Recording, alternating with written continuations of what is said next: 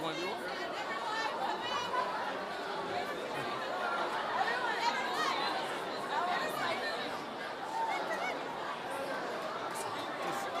Go right over here.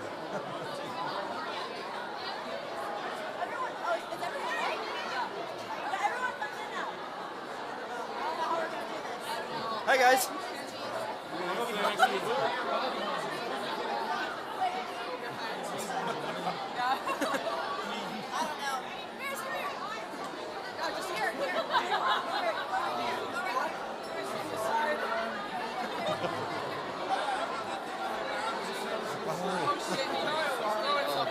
There we go.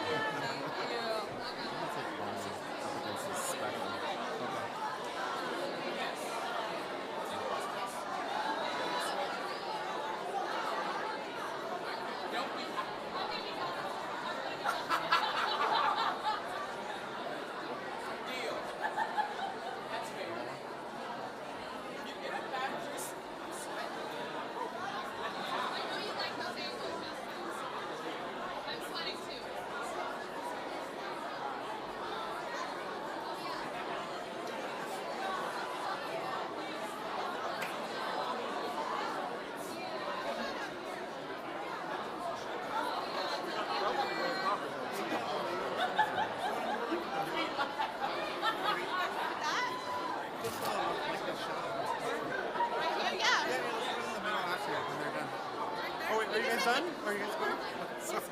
Yeah.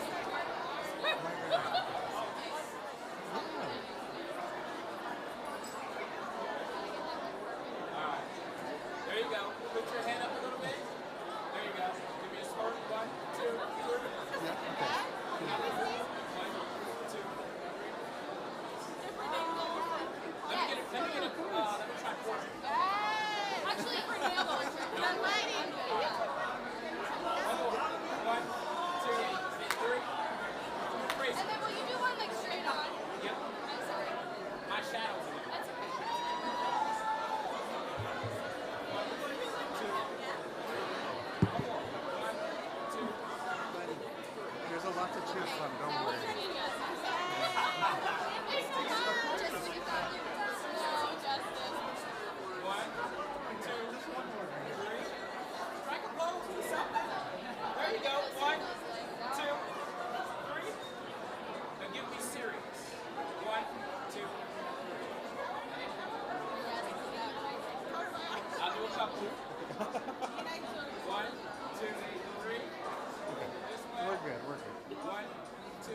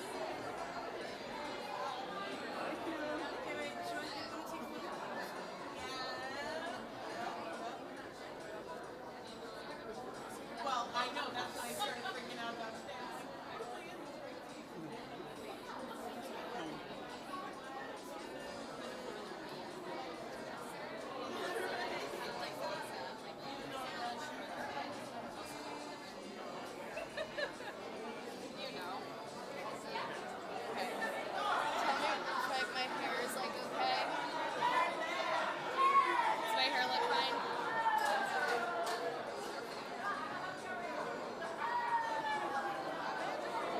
Okay. I mean, actually, no. I don't like portrait that much. Yeah. I'm like, about it.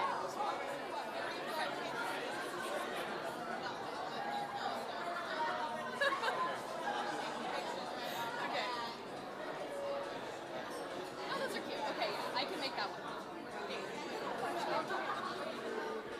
No. Yeah, okay. Actually, come on, or else go back. This is I'm the worst. Oh, Maya. We need Maya over here. Okay. Literally, this is it, and I'm done.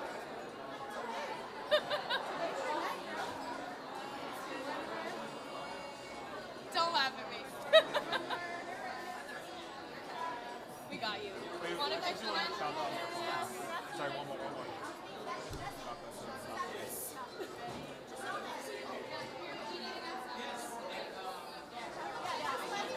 It's good? Thank you. Thank you.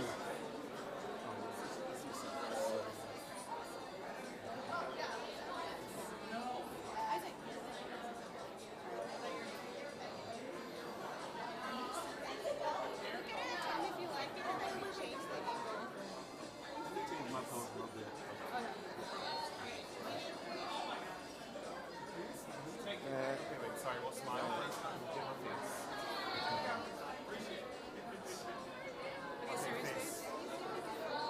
Can you do up some a little bit? Can you go up some a little bit? Thank you. Huh? Whole body. Whole body.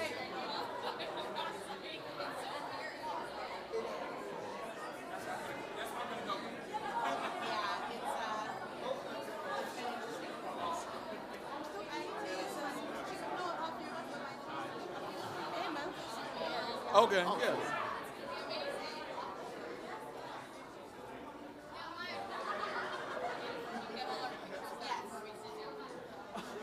I look insane.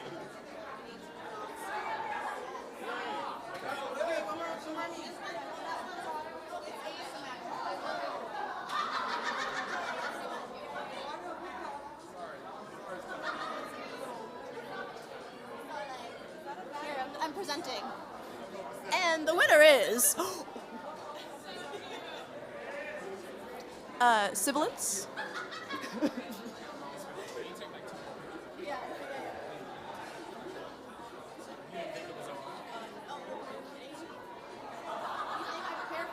No. I don't want this in front of me.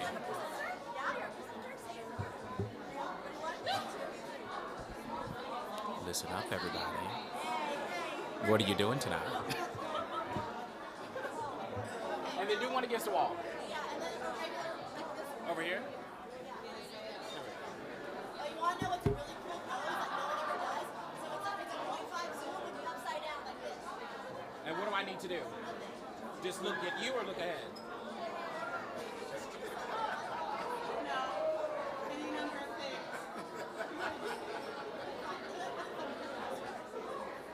That's a horrible angle. That is weird. No, do it regularly.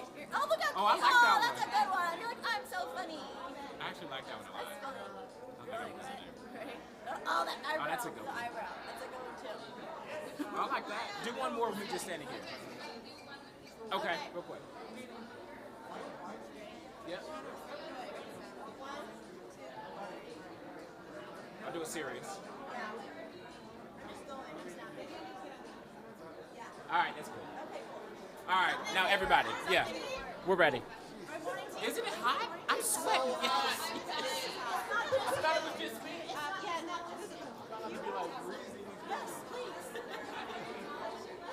I'm like, God. I'm like lighting. sweaty. Oh, Wait, oh, come you're over on glowing. this side. Yeah, like that. Oh, hello. That's cute. My like phone shadow in my face. How should I do this? Yeah, wait, come here. Let me wait. What up? Hey, we out here. We out here. Okay. Sibilance. Hey, wait. Let me get. Yeah, I'm gonna get on the end. Yeah. Yeah. Love it. Yeah. Okay. When they're done. Aw, cute. What time is it? Oh, we're fine. It's only 7:04. We got a lot done in 30 minutes. We did. We are here for efficiency. Okay. I will. I will. I will. I will do it. Get this microphone away from me. Jesse, get this microphone away from me.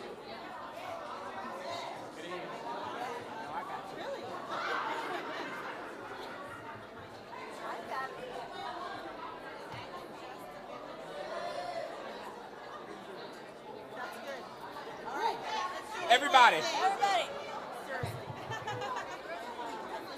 I know. This, yeah, Did you get her sighting? Oh. Yeah, are you serious?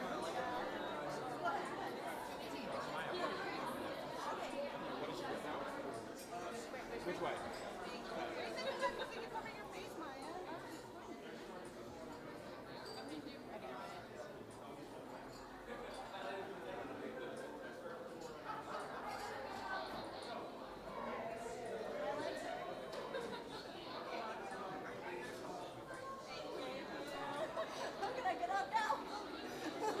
Thank you. Right. Yay, morning. Ooh, I hope it's cold where we're going because it's hot.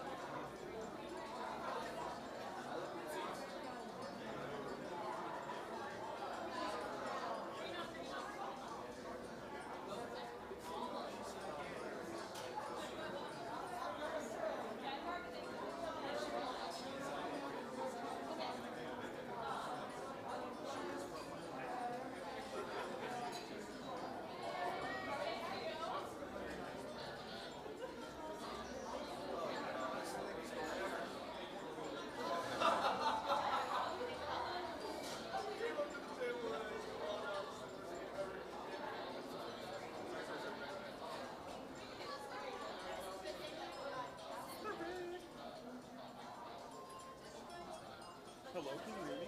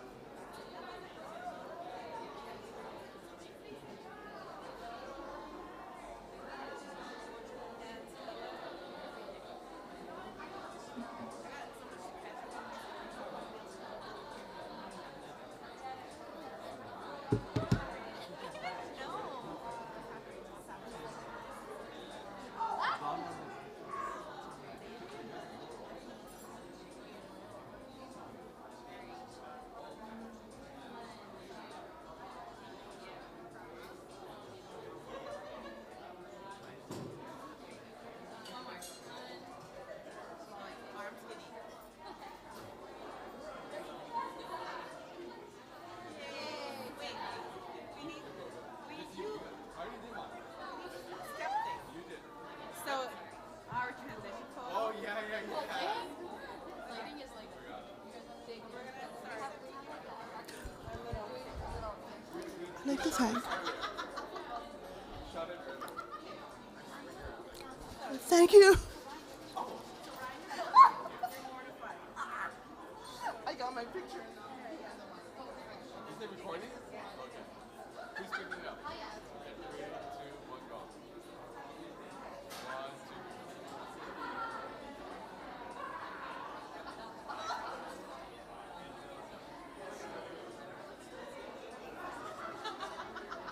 Okay.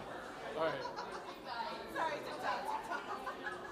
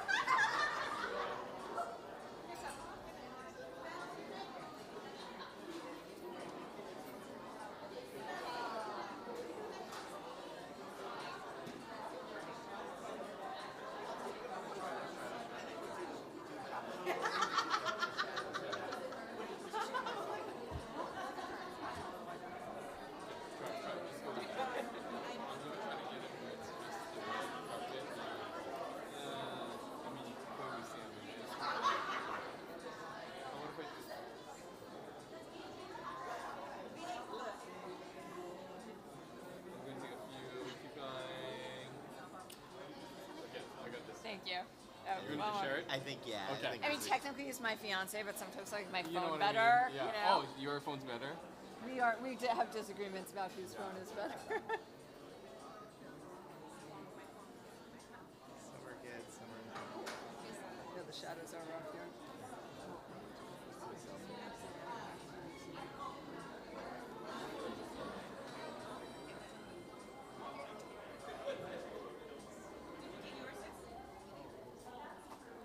All right. You have a little lip gloss on you.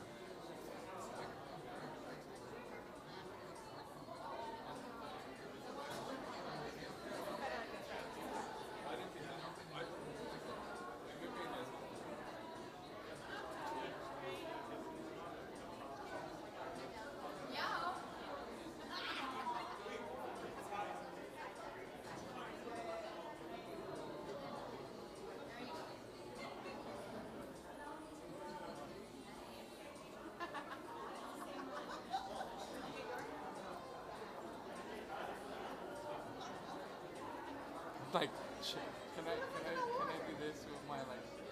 Yeah, yeah. I don't like my.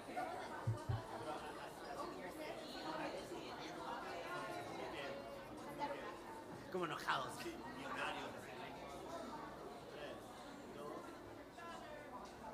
Ahora sí como telenovela.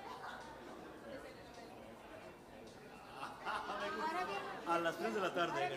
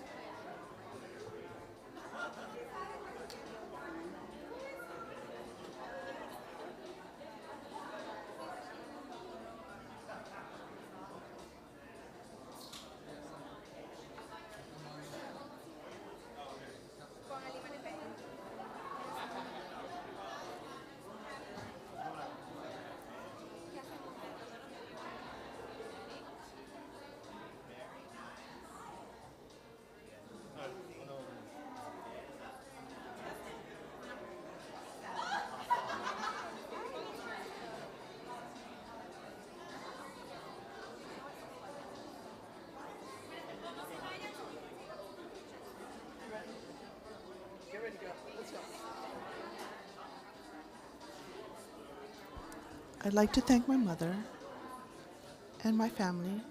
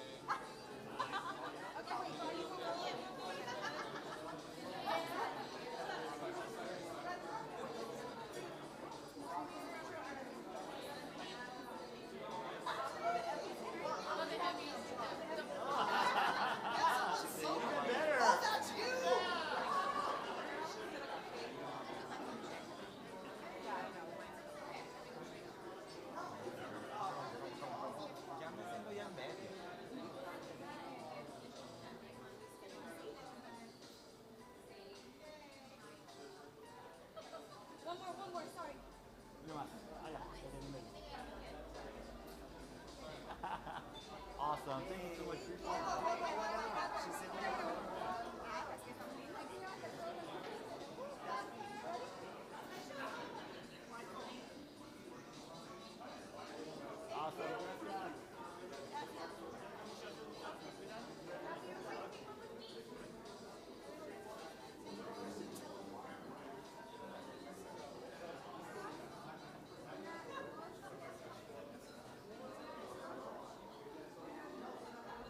Así como, ¿por qué no me avisaste?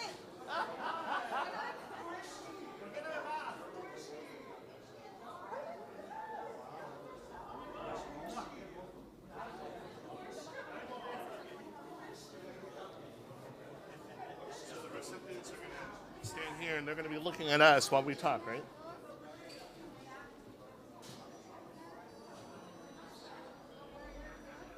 ¿Ya lo entiendes?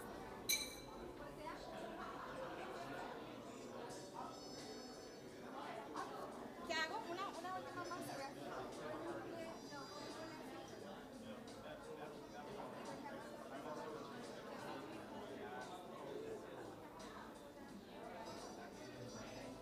¿Lo vio?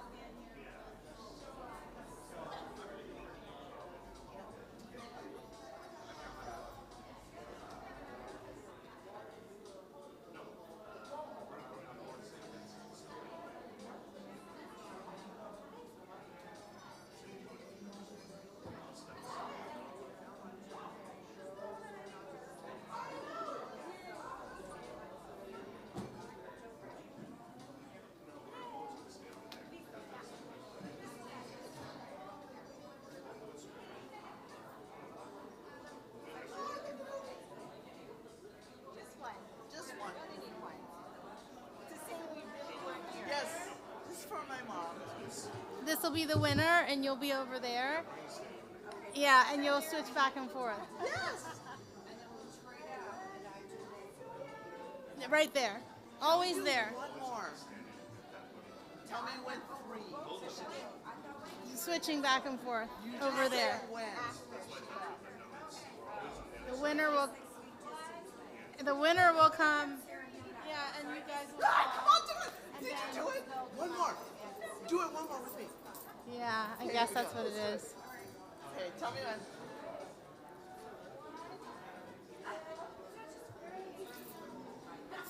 Kel. No, do it. Come on, please do one. Serious? Yeah.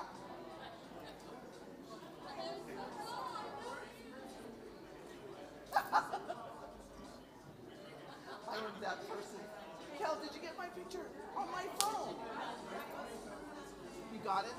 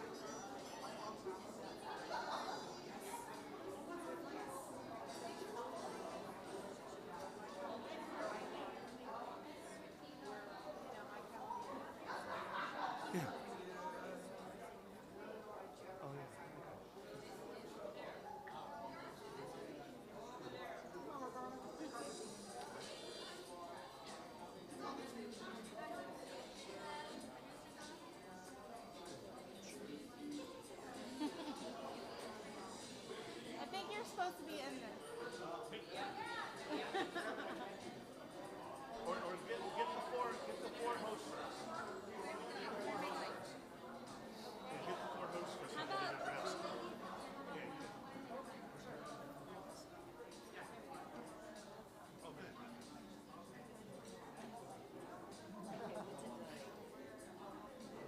The Angelina Jolie. The big white leg. No. I was talking here. I was talking about Angelina. Okay, but I was talking about Angelina Jolie.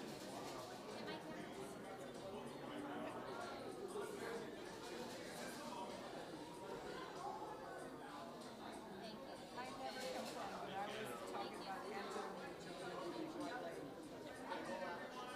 It was like a big long piece of chicken. It was a chicken leg. I swear to God. I think the producers are on the end, right? Doesn't matter. Get away from that. Scrunch in. I ain't got no COVID.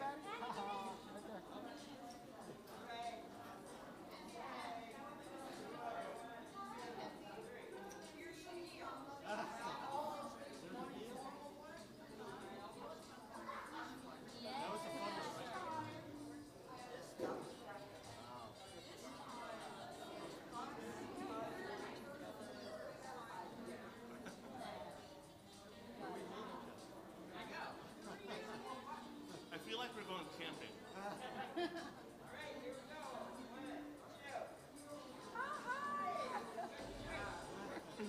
All right, guys. Thank you.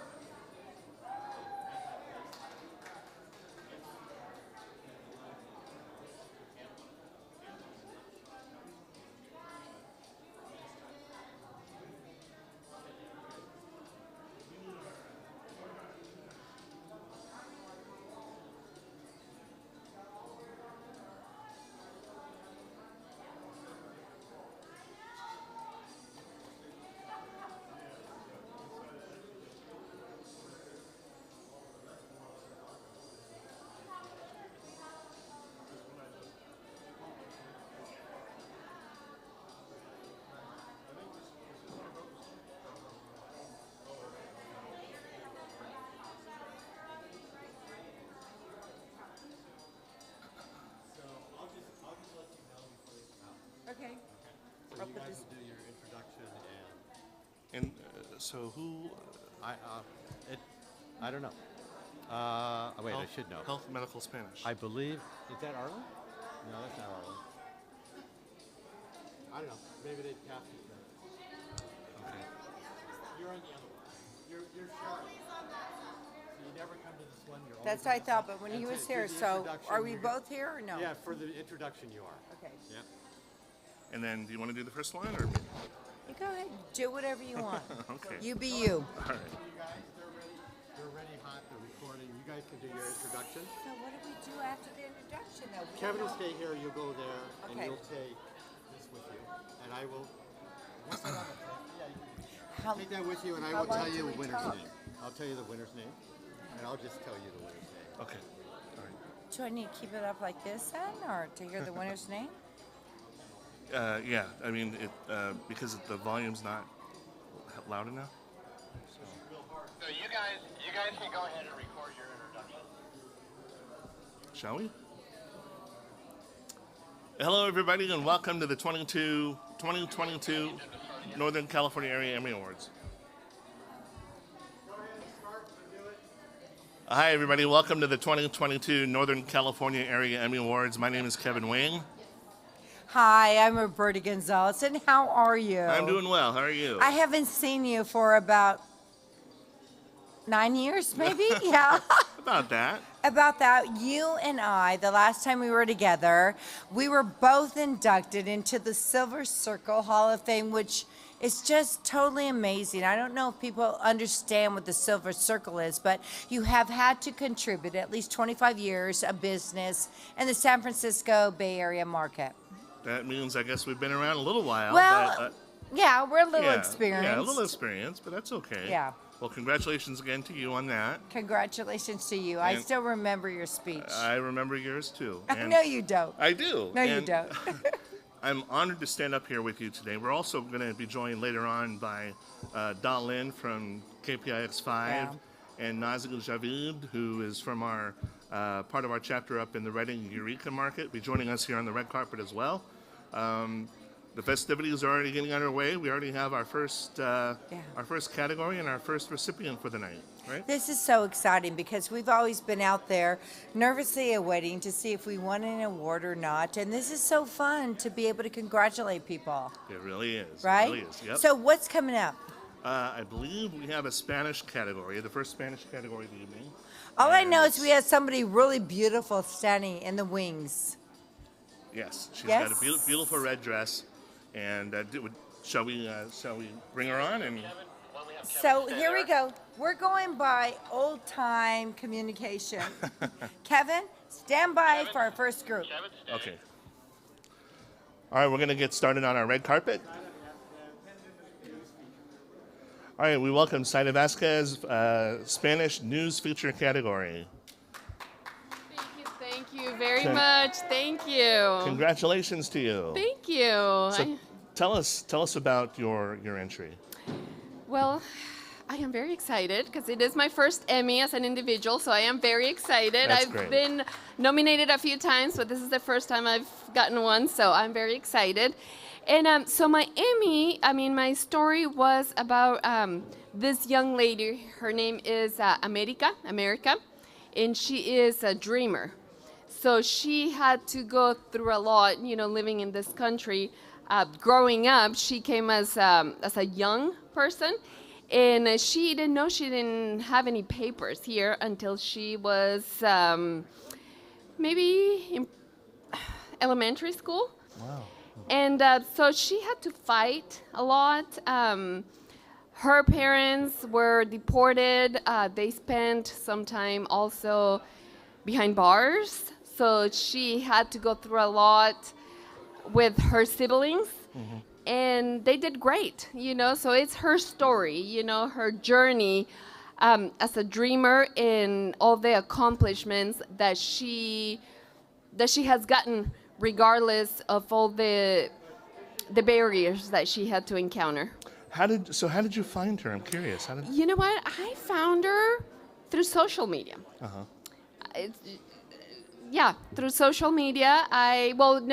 She had been fighting She is a community leader, and she was fighting for the community. And so I met her through some of the events that she was participating in, but also, you know, I follow her on social media. So I started noticing some of the posts that she would do, especially after I think her dad was behind bars for like maybe 20 years. So she started posting on social media, you know, that her dad was about to be released. And so I called her and I said, hey, you know, I know some of your story, but I don't know a lot of it. So she told me about her story, and I thought it was just amazing, amazing.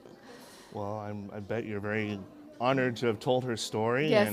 and to receive the Emmy for this tonight. And congratulations on your first single Emmy of your career. That's awesome. I know you're always going to remember this evening.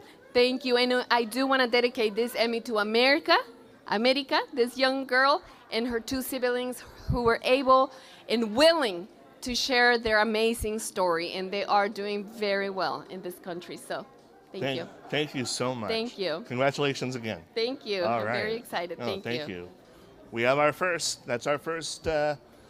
recipient of the evening, and we've got a whole bunch of recipients coming right our way over the next roughly 3 hours tonight here in San Francisco at the Hilton Union Square. So we hope you'll stay with us, enjoy the evening, and we'll be back in just a moment. How's it going? Hey. Okay, switch.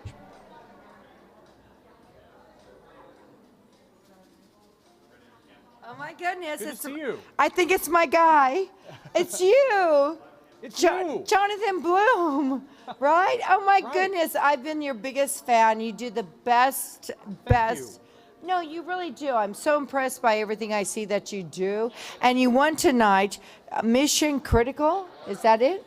No, this is News Feature Light. This is the foul ball story. Okay, okay. Tell me about that, please. So this was a story, and I love stories like this. It came from a simple question: what happened to the birds that steal our food at the ballpark during the pandemic? Right. What happens to, because I wonder about that all the time. I've had them nosedive in on my food when I'm sitting there at an A's game. So during the pandemic, amazingly, they were not there. They went away. They were cardboard, I guess, plastic cutouts of seagulls, which, by the way, the conservationists are quick to tell me that the word is gulls because they don't all live at the sea.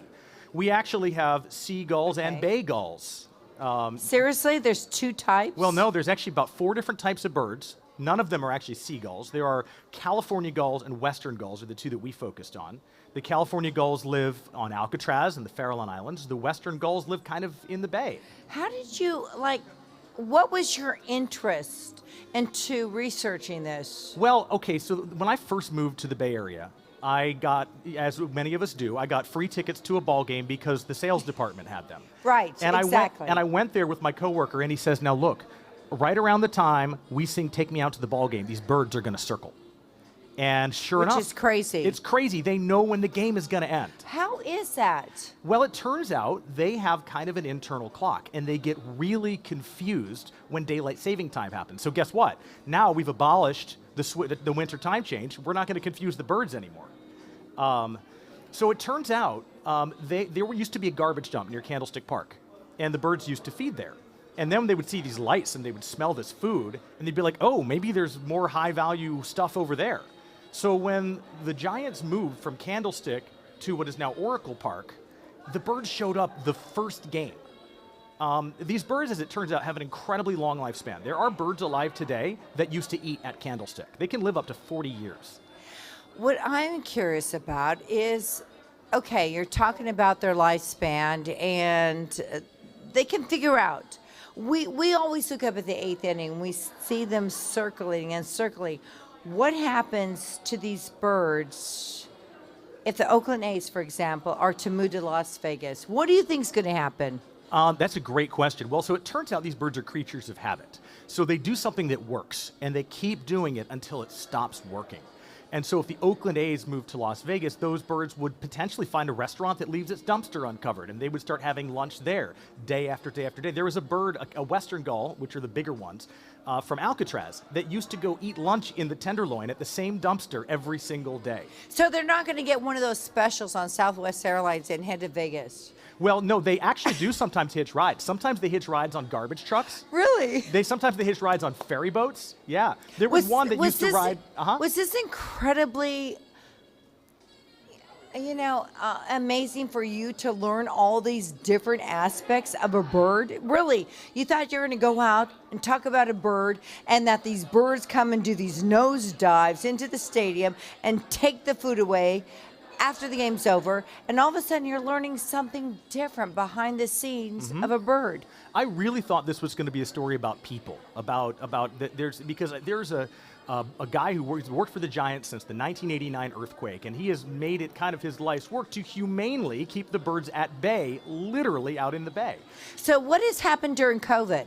Well, so the birds, because they're creatures of habit, they found other places to forage. Some of them might have been eating more of their natural diet of seafood, but they have a long memory. And so when they start to see the lights and they start to hear the ballpark organ, they're like, oh, I know what that means. That means food. And it turns out they're more interested in human food during baseball season because that's also their nesting season. That's when they have little chicks hatching. So did you ever imagine when you were encountering this particular brilliant story that you could possibly win an Emmy? I really thought this was going to be a little fun story. I thought this was going to be we're going to go to a couple of baseball games, we're going to talk to a conservationist, and that was going to be it. I didn't think that this was going to be a story where I would go down a rabbit hole with full support of my managers, by the way, and get to go to game after game after game and then kayak out to a little island. I did not think this was going to be that kind of story, and I certainly didn't think that I was going to get this. What does this mean to you tonight? To me, this speaks to the value of digital as a medium where we can take as long as we need to tell a story. This speaks to the value of the unexpected, being able to report a story in an open-ended fashion and follow it where it leads. It speaks to me about the value of a good central character, whether that central character is a person or whether it has feathers. Well, what it speaks to me is that you're one great journalist, because I've been following you for many years, honestly, and I'm so happy for you. I'm very happy for you, and Thank congratulations. And would you like to say anything else? I obviously... Thank everybody you want to. I need to thank my family. As I said up there, the Seagulls are great parents, and my parents are great parents, too. And I need to thank my managers for, Sarah, Chris, Steph, Stacy, all the way from the top down, creating a culture where we can do an exploratory story like this, figure out in the middle of an interview, oh my goodness, there's more to the story, and follow it where it leads. You just gave me goosebumps, because isn't Stacy a great leader? Stacy is a phenomenal leader. Fantastic. I'm really lucky to work for her and for all of the other managers that I work for. It is an incredible place to work. And that they allow you the time to explain your story, because so many times you only get a minute or a minute 15 to explain that story, and you were allowed to do this in a series. So congratulations. I'm so happy for you. Can I hug you, or is it COVID stuff? No, you can hug me. Congratulations. I'm so happy for you. God bless you. Thank you so much.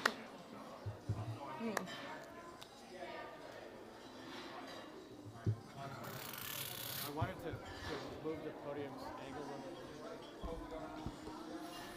Okay, we're ready for Eduardo Mancera from KSDS Telemundo 48.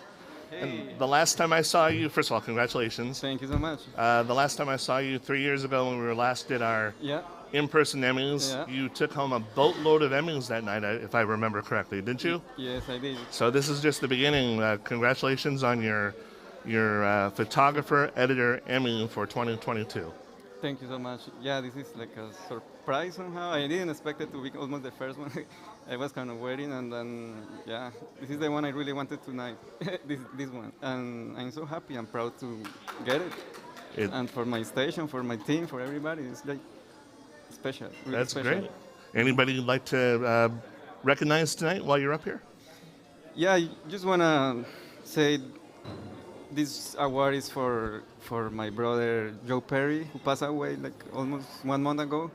And he knows he's watching me. I came the first time I came to the Emmys. I came with him, and then we came every year pretty much with him. And he was my partner, my brother, all the time with him. He was supporting me to trying to go farther, go and do my best to get these awards and get recognized and do my best always.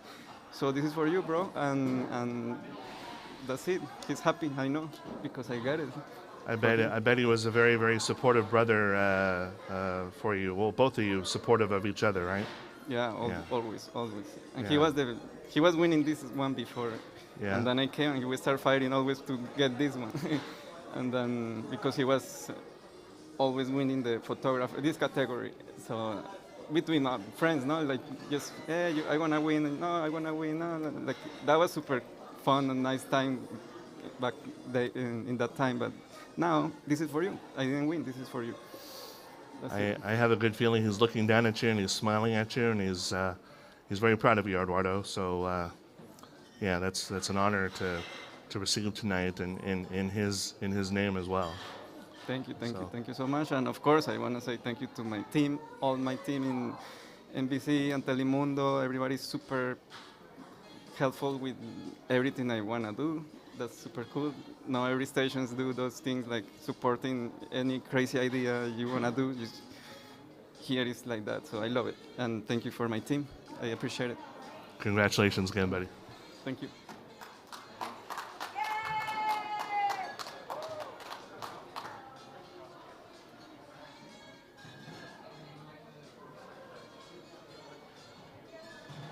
Does that work okay?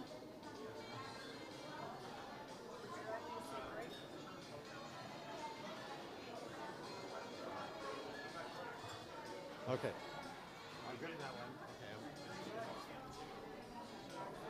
Got it. Okay. Are we good? Okay. Roberta? We're ready for you. For the next one? Okay. And if you somebody said that's what you want. Well, I didn't do. Well, as long as if you see a lot of people. No, just give me a wrap. Just give me a wrap, okay? Thank you. Right here? Wait. So your camera We're right is here. now, your camera is this, Roberta? Okay. That's I got your it. camera now. But where's my, Right here. Come here.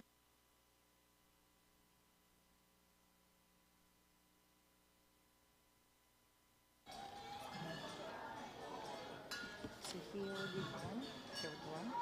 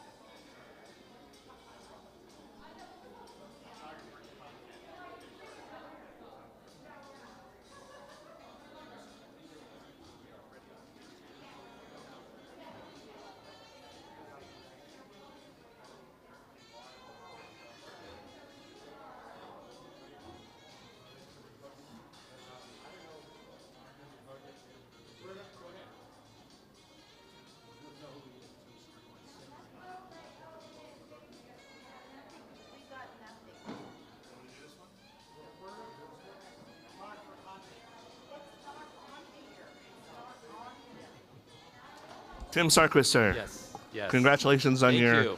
photographer editor Emmy. Yes. Thank you. How many Emmys is this for you? This will be my third one. Yeah. So yeah, it's very honest. I didn't expect to get this one, to be honest. It was a very crowded category, a lot of great talent. So feel very honored to, I was with but nominated along with some great photographers. So feel very honored to be in their company. So yeah. So how does it feel tonight as opposed to the feeling that you had on your when you received your first Emmy? It's great.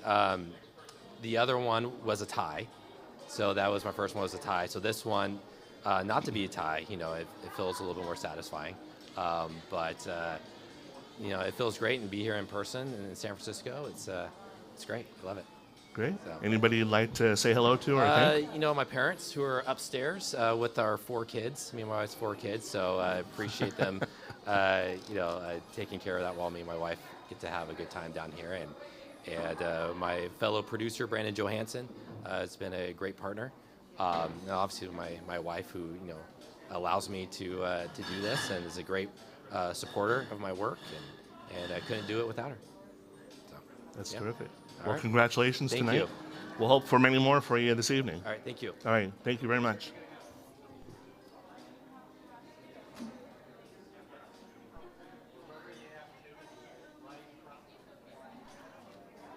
Huh?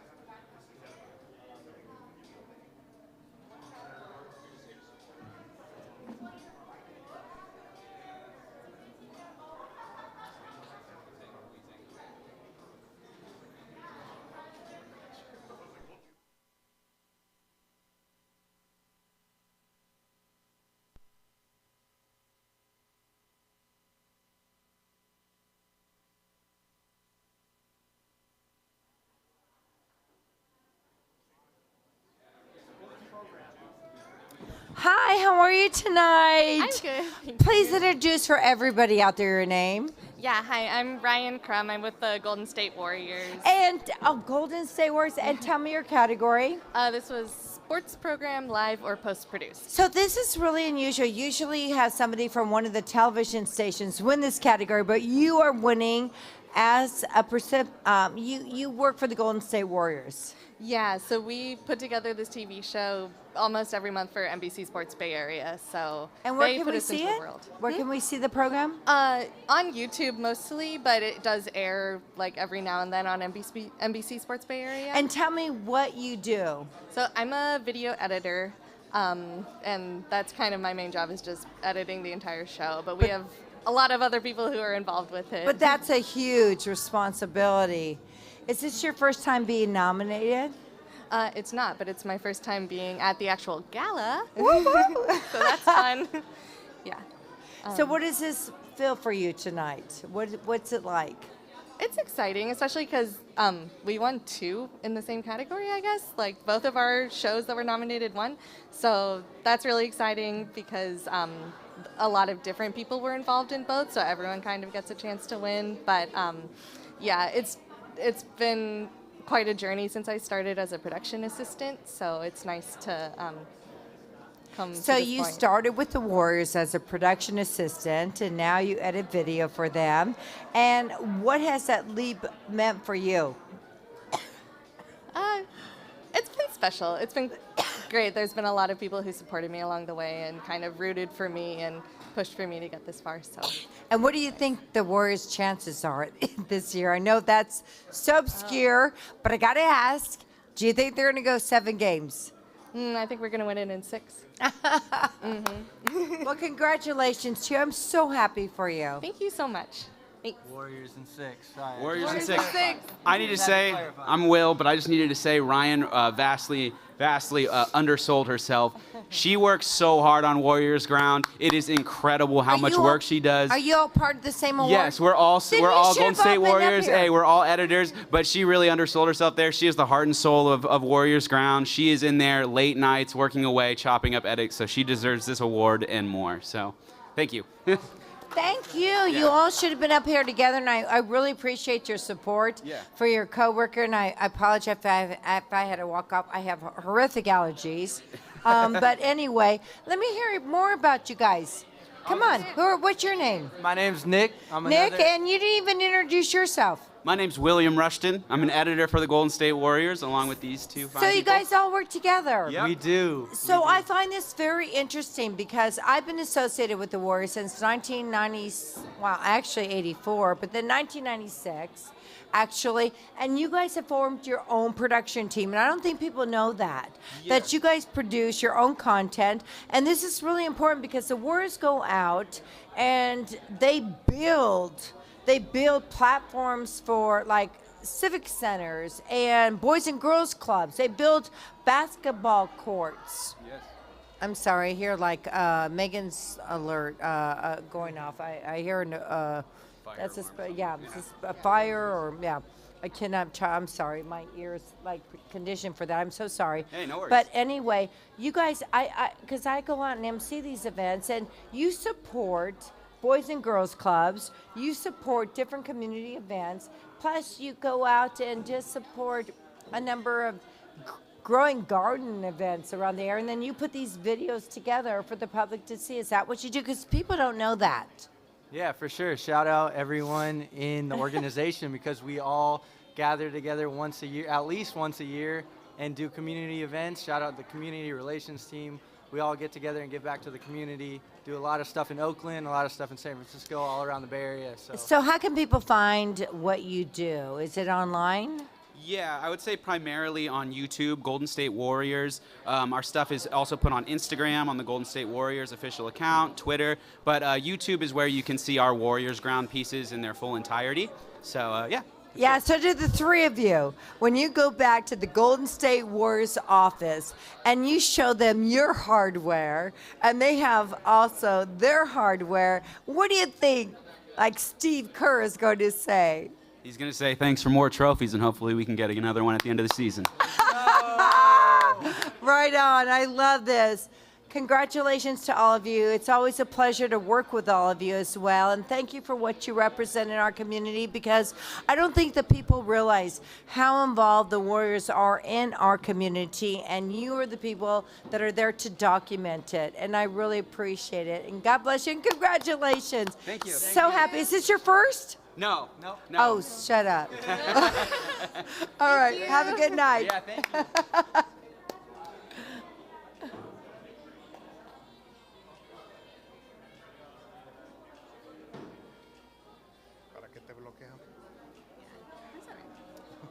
Stephanie and Christopher, right? Yes. Congratulations to you guys. Thank you so This much. is for the category of children, youth, teen, right? Yes. Want to tell us about your entry? Yeah, so I actually found the main character of the story. Talk to the mic. Oh, sorry. There you go. So I picked up roller skating during the pandemic, and on my Instagram feed, there was a video that came up of this 8-year-old that was doing just crazy moves at the skate park, and I thought, whoa, like there's this young girl with such talent, and it happened during the time of the Olympics. And as we know, skateboarding it's the first time that I got into the Olympics, and I was like, well, maybe one day roller skating is gonna make it to the Olympics. So I reached out to Lila, her mom manages her account, and I asked her, would you be okay if I told Lila's story and how she got into skating and how she's doing, backflips and all this stuff on skates. And she said, sure. So the parents helped me out. We went to Fremont to shoot the story, and it was amazing just to hear the parents talk about how the pandemic made them become closer because everything was closed. So going to the skate parks became their new, hobby. Older parents who picked up skateboarding, and I reached out to a couple of my guy friends who are photographers, if they were willing to join me in this project. So again, Joshua, Jeremiah, and Joe helped me out, and I needed music. I wanted something lively, specific done for this piece. So I reached out to my cousin who came out from LA. I showed him the piece, and just within, how long did it take you? 24-hour turnaround. 24 hours to compose? Yes, 24-hour turnaround. That's awesome. Wow. Jeez. Yeah, so he composed the music just for this. I don't know if you want to say something about your music. Yeah. Of course. I mean, the story was very inspiring, and the talent that Lila had definitely came into play when I was writing this piece.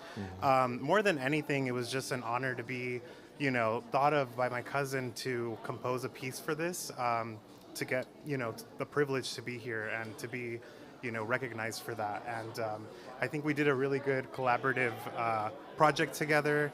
And again, super grateful and mind blown from this experience and opportunity. So yeah, yes. definitely. Well, I'm happy for you both. And again, you mentioned Fremont, so I assume this was the skate park at next to the water park, right? Yes.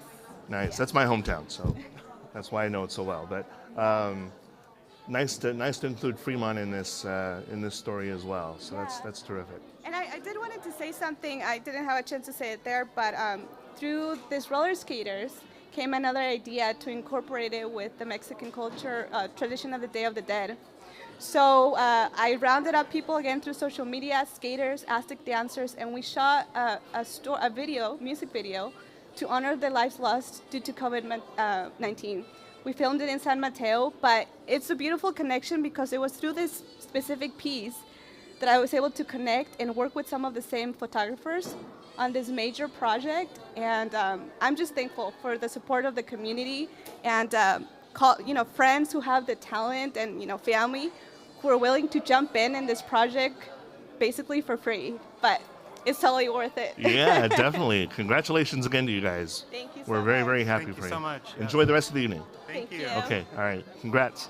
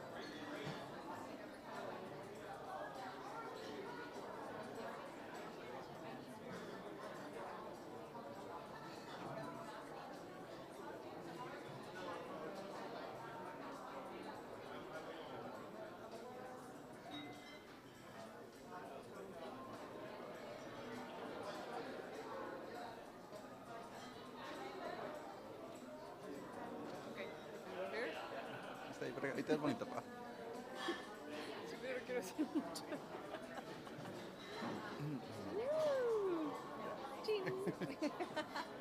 Ya que ya tumbamos, que le rompemos.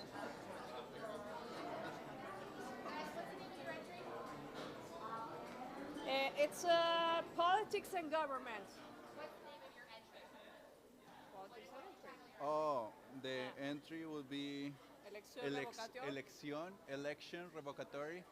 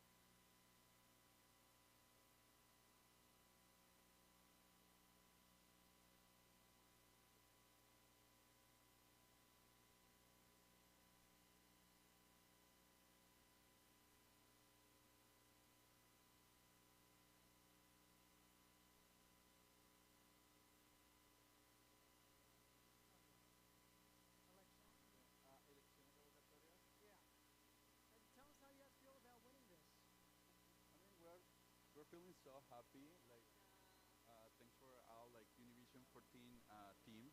We are really happy to have this.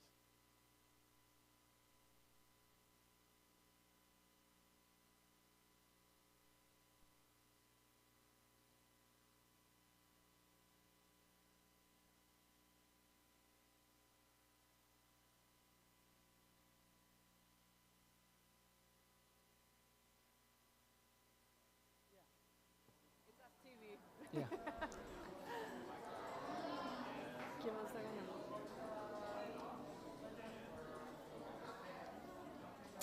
All right, guys, congratulations on this big win here. This is politics/government. Tell us the entry title, please. Yeah, this is elección revocatoria. That means, so it was when Gavin Nilsson was gonna be like removed or be a governor, and then we worked really hard for this as a team. Yeah, and you know, we have 2 difficult years, 2 really, really difficult years, and not just for us, just for US, just for California.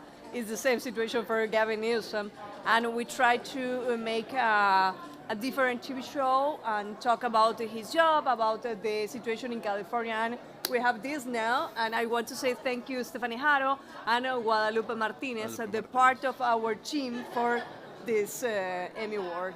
And I know it's always short, right? When you're on stage, about 30 seconds. And I know it's always tough to get all your thoughts on stage, but this is the time to spill it all out. What do you want to say? I'm sure there are folks watching at home as well, cheering you on. You first? Yeah. I just want to thank like my whole family in Colombia. Like I know they're so proud of me. And I also want to say that I'm really happy to be here with my best friend and anchor, Paola Virret. And it's the same for me. Thank you, because it's the same. I'm really, really happy because Santiago, it's not just a really good producer, director, I know, director and a team.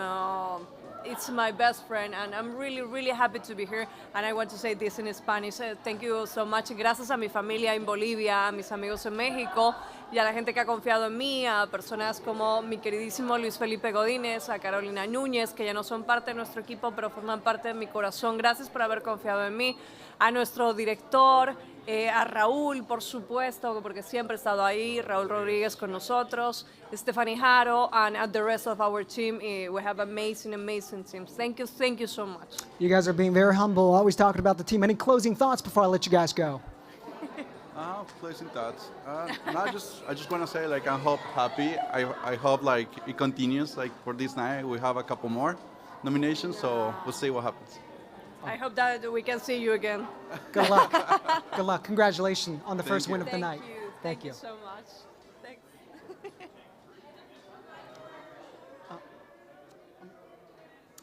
So, all right, so we have another group that's coming up, and we're going to get the next host ready here.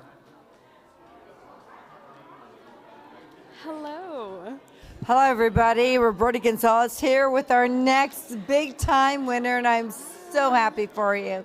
And you look so beautiful. We have Victoria Velacourse. Yes. And this is under the category of children, youth, teen, news or short form content. Yeah. And first of all, tell us about you and where you work. I work at KGO TV. Shout out to my team and ABC Localish. So that is so important. I got to tell you, my very first Emmy, I was in Chicago, and I had a program that I developed because I was so sad that we always reported bad news. So I started this program. It's called News for Kids, Chicago Style. Love. And it was a very difficult category that you're in because I faced Bozo the Clown. I mean, everybody knows Bozo. I grew up with Bozo. Right. How do you beat Bozo the Clown, right? Mm-hmm. But what we did is we focused in on great things that kids were doing. Yeah. It was a weekly program, and it made a difference in our community in Chicago. So tell me how your program has made a difference. Absolutely. Well, Ashlyn So Beneath the Surface is a documentary about Ashlyn So. She's a teenage fashion designer and activist who was 13 at the time of our production. And we followed her on her journey to New York Fashion Week, which was so special. And so Ashlyn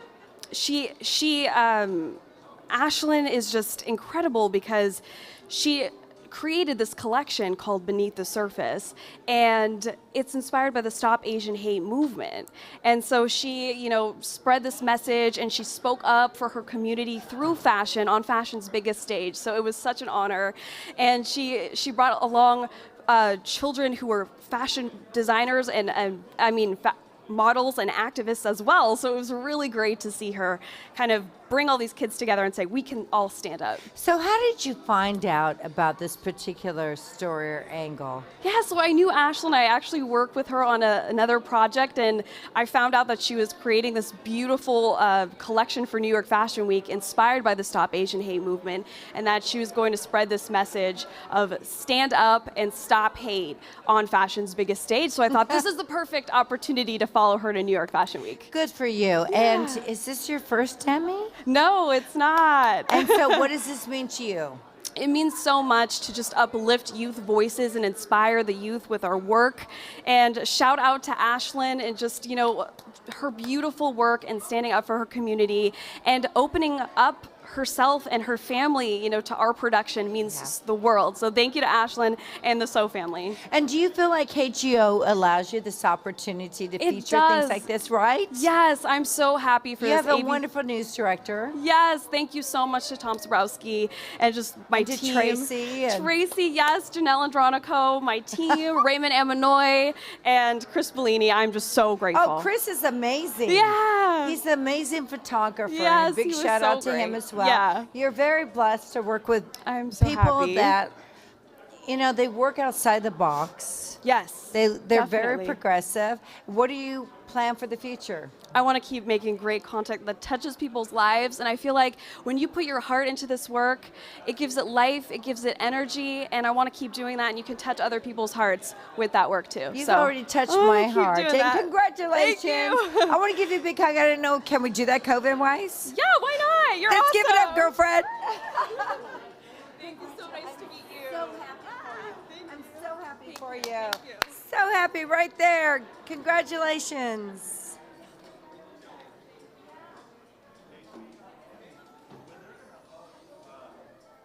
Okay, all the way from Fresno, Brandon Johansson, Tim Sarquis. KFSN's pride for tonight, for sure, right? We hope so. Oh, yeah. Yeah. Congratulations on your news special Emmy, Mountain Strong, right? Want to tell us about it? You go for it. Oh, man. Yeah, so this was, I think, a pretty personal project for both Tim and I. We're both from the area, and this was a massive fire that took place within our viewing area. And it was an opportunity to tell the stories of people who had their lives flipped upside down. And we were very grateful to be able to tell these stories and to hopefully be able to bring a little bit of healing, but to be able to really talk about how strong these people were. So how long did it take for you to put this special together? When did we start working on that? I don't know. It debuted in end of April. I think we started working on it in January. So from January to April, we worked on it. So yeah, it's a good, what's that? 4 months? Yeah. 4 or 5 months. Yeah. You definitely put a lot of hundreds of hours into it. A lot It of sounds time. like. Yeah, for sure. A lot of long nights. Yeah. Well, congratulations to you. I know this is number 2 for you tonight now, right? Yes, it is. Okay, It is. so Yeah. you're on a roll so far. Yeah, we're hoping for a sweep. Riding his coattails. Anybody you'd like to say hello to or thank? Well, I already did mine, so you go for it. Well, I'd like to thank my wife. She just showed up to take some pictures. My rock. My family, just everybody for supporting me through all of this. And then, of course, everybody at the station everybody who was going out and, reporting on this fire firsthand. That's not an easy job, so we thank them for that. And all of the first responders and everybody for everything that they do to keep our community safe. That's terrific. All right, well, thanks so much for joining us on the red carpet tonight. Congratulations again to both of you for this. This is a very, very special honor and a very special news special as well for KFSN. Thank you. All right, Appreciate it. thanks again.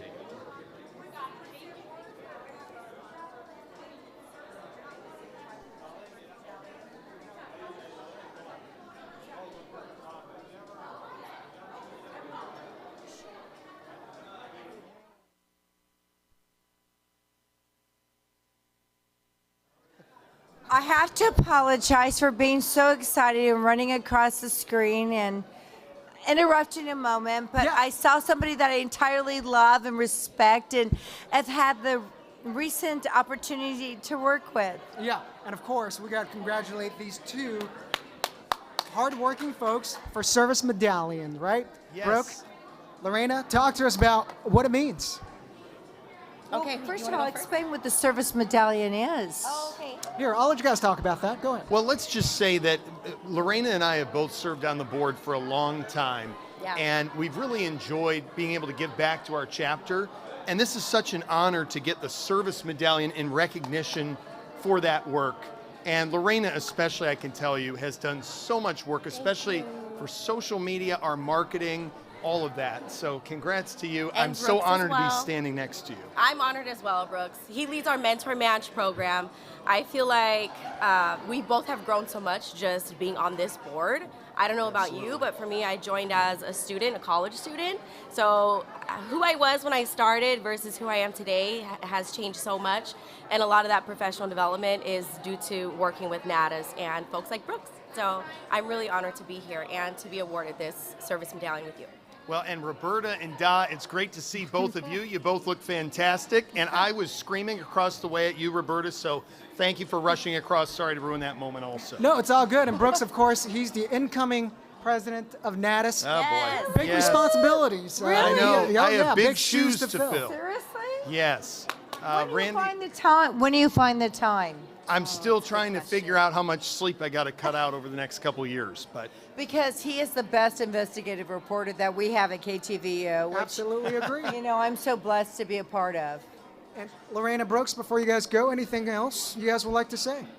Oh, I am so happy that this is an in-person gala this year. Oh, I feel like you guys can agree. So just seeing everyone looks beautiful, first of all. And this venue is absolutely gorgeous. So I'm just happy to be here. And to receive this service medallion is just a bonus. So thank you all. Can we ask about the lay? yeah, I have to give a shout out. First out, we have a huge contingent here from Hawaii this year. 100 plus people. It is fantastic. Aloha to all of them. But to get an actual lay, I hate to say it, I don't know what's better, the lay or the service medallion, which is beautiful. But I had a little award malfunction, not wardrobe malfunction. Oh, yeah, I This noticed. thing broke, yeah. So we're going to have to get that repaired, but that's okay. The Okay, medallion's okay. Don't It's be okay. jelly, but I'm heading to Hawaii Tuesday. Ooh. Enjoy. Home away from home. All right, guys, congratulations. We love Thank you so much. Well deserved. We are in awe of you. Thank you so much. Thank Brooke, you. it's good to see you. See you in the newsroom. Yes. I don't know where he's going to find the time to do all this, really.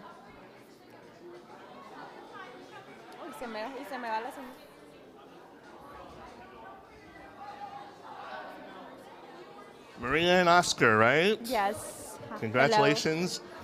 This is Spanish news special, correct? Yes. Would you tell us a little bit about your entry? My entry, well, this is a human interest story. This is a story that happened a year ago, well, almost 2 years ago. And it was a story that I covered for almost a month. And it really touched me, and it touched the whole community in Madera where we cover this. It's about a little boy that went missing. Their parents reported missing, and after several weeks, police found out that the parents murdered the little boy. So a year goes on. So I remember, obviously, this is one of those stories that as a journalist, it touches you so much that you want to keep working on it. And so a year passes by, and I was wondering what would happen to the parents, what was the latest on the investigation. So I did a follow-up, and I mean, this is nothing much changed, just the community really remembers this little boy because it was so impacted what happened. And yeah, I'm just very proud that I got nominated and I won the Emmy, or one of the best stories that I'm most passionate about as a journalist. As you know, Madera is a very close-knit community. My mom's family is from Madera, and so I can imagine just how much concern and caring there's been around that boy. Yes, So, there's murals. There's I think they still have like a small like to remember the little boy where he was found dead. So the community remembers. If you drive by where it happened, you're gonna see all this kind of flowers and small things that reminds of you of the boy. Yeah. Yes. And both of you will never forget. Of course, the city of Madera will never forget either. Yes. Yes. I just moved out of to a different market, and that's one of the stories that when I remember of Central Valley and Madera, that's the first story that comes to my mind, and it was that impactful. Yes. I'm sure it was. Oscar, do you have any words you'd like to say? Share? And yeah, he's one of the best colleagues. He has a great passion for journalists, and he really helped me a lot to write this story and just say what it needed to be said in the correct words. So he's the best at it. Well, she said it all. I mean, I'm really, really grateful for Maria, and I'm really happy. I'm excited. Well, congratulations to you both. Is this perhaps the first of other Emmys to receive tonight? It's my first Emmy. Your first. This is your first Emmy of your For me, career? yeah, it is, yeah. Congratulations, buddy. Thank Nice feeling, I bet, huh? It is. I'm on cloud nine. Yeah. Yeah. Very, very cool. Very cool. All right. Well, congratulations. Thank you so much. And thanks again for being with us on the red carpet tonight. Thank you so much. Okay. Thank you.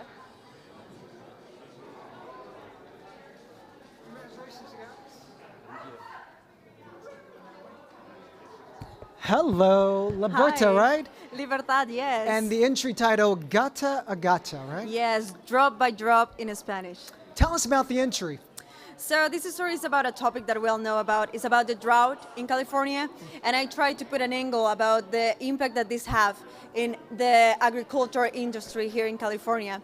So I just want to say how important this is. We all know about what is going on, about the drought, about the impact, and we can do more about it. So that's what the story is about. Tell me, is this the first win, or have you had multiple wins in the past? This is my first win of the night. I have been here in the Northern California area for a few years, so not the first one though. Congratulations. I know on stage it's always short, 30 seconds. Anybody at home who's watching you would like to give a shout out to? Yes. First of all, I would like to thank my family, my mom and my dad. Mamá, papá, pues aquí estamos. Esta es una cosa que ustedes me enseñaron siempre a tener en cuenta el medio ambiente, así que es algo para todos ustedes. And I would also like to mention my photographer. He is not here tonight, but I would like to mention him. Luis Madera, he did an amazing job with all the images, trying to show how the drought is looking. What you see in the fields, he actually portrayed that with the shots. And Luis, this is an award for you. I hope you can take it and you can be with baby Valentina and with all your family, because this is a teamwork and you were such an amazing partner in this story. So thank you very much for that. Well, congratulations. Any closing thoughts before I let you go? I'm from Colombia, so para toda mi gente de Colombia, sé que hay muchos amigos que me están viendo en este momento en vivo en las redes sociales por Colombia, así que bueno, aquí estamos representando el calentamiento global, nos impacta a todos y también aquí en nuestra área de la bahía. So global warming is something that we have to think about tonight. Congratulations. Thank you very much. Thank you. Yeah.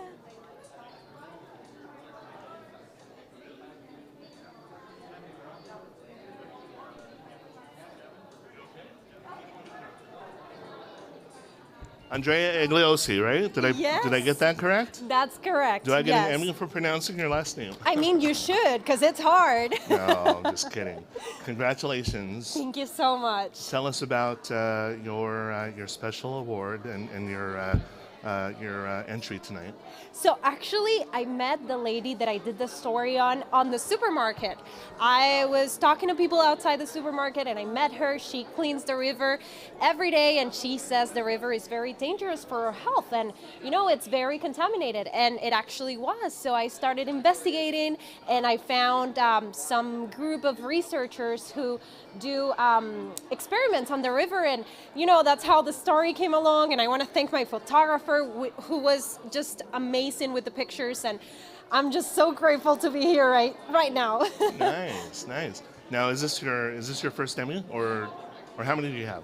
Yes, this is my first year working as a multimedia journalist, and in my first year, this is my first Emmy. Congratulations. Thank you. So I'm very excited. Something tells me that your bosses agree that they're on the right track with you somehow, right? I wish. I hope they're seeing me right now. I think so too. I think so.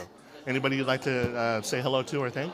So I just want to thank my family. Muchísimas gracias a mi familia. Ellos me apoyaron. They supported me all through my career. And of course, I want to thank all my teachers and all my team. And thank you to Univision for hiring me and giving me the opportunity to work as a multimedia journalist. This is just unbelievable. I was a little girl in Venezuela, 13 years old, and I never pictured that I was going to get an Emmy someday. And look at me now. I'm just so mind blown right now. You'll always remember June 11th, 2022, your I first will. Emmy. So, Thank you so much. congratulations, Andrea. Thank you so We're much. happy for you.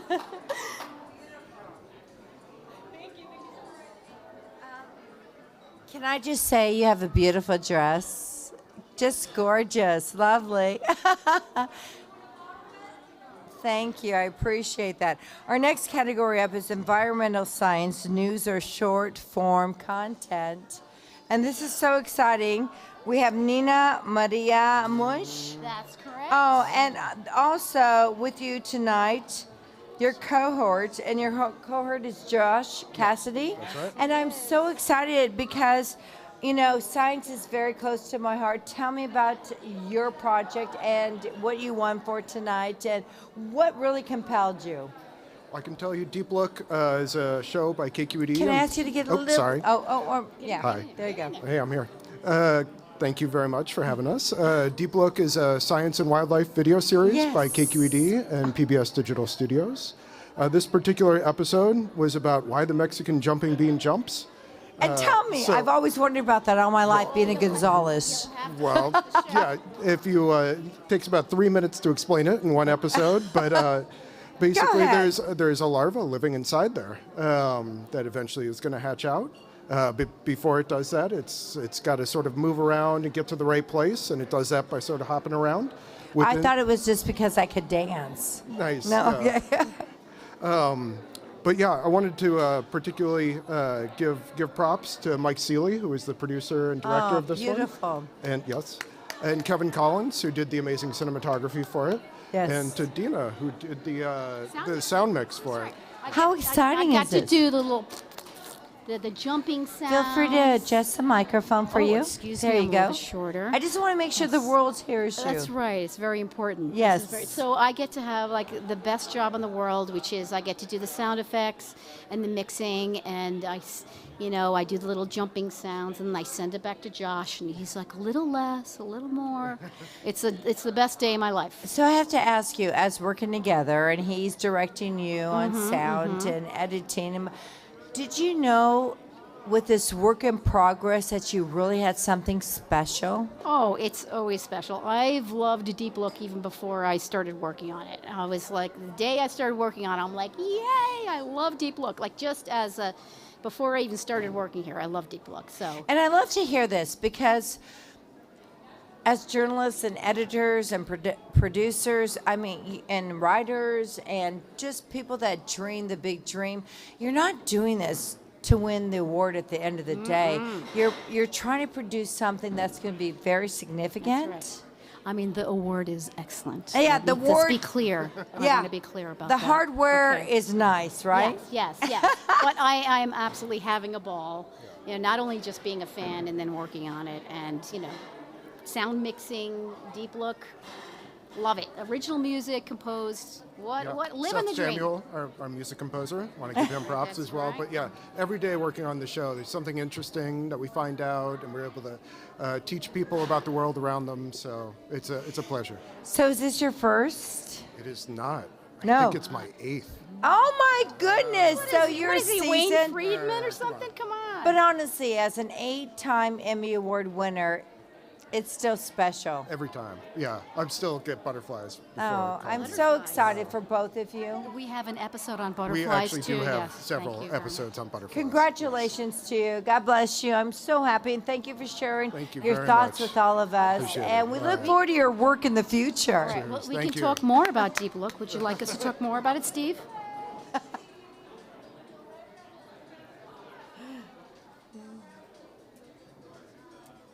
All right, guys, congratulations, by the way. Next up, we have English news and short-form content. We have, of course, I love this title, Reclaiming the Legacy of Oakland's Boogaloo Dance Culture. Boogaloo, that's Boogaloo Dog. Boogaloo. Of course, Eric Arno and Spencer Wilkinson. Let me have you guys, first of all, explain to us this dance culture, what it's all about, and tell us about this winning entry.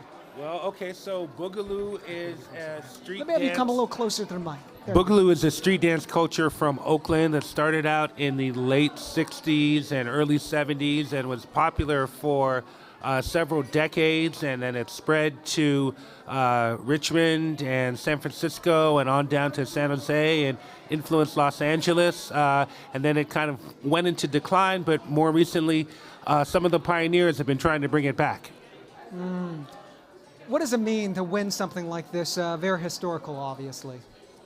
I think we're just both floored, by having the opportunity to lift up this story, especially right now with, a lot of these aging dancers are starting to pass away. We lost several of them this last year, so this really is in dedication to Evic Randolph, Boogaloo Dan, Rio Robot, Harry Berry the legendary. We're just really excited to lift up their legacy within this project.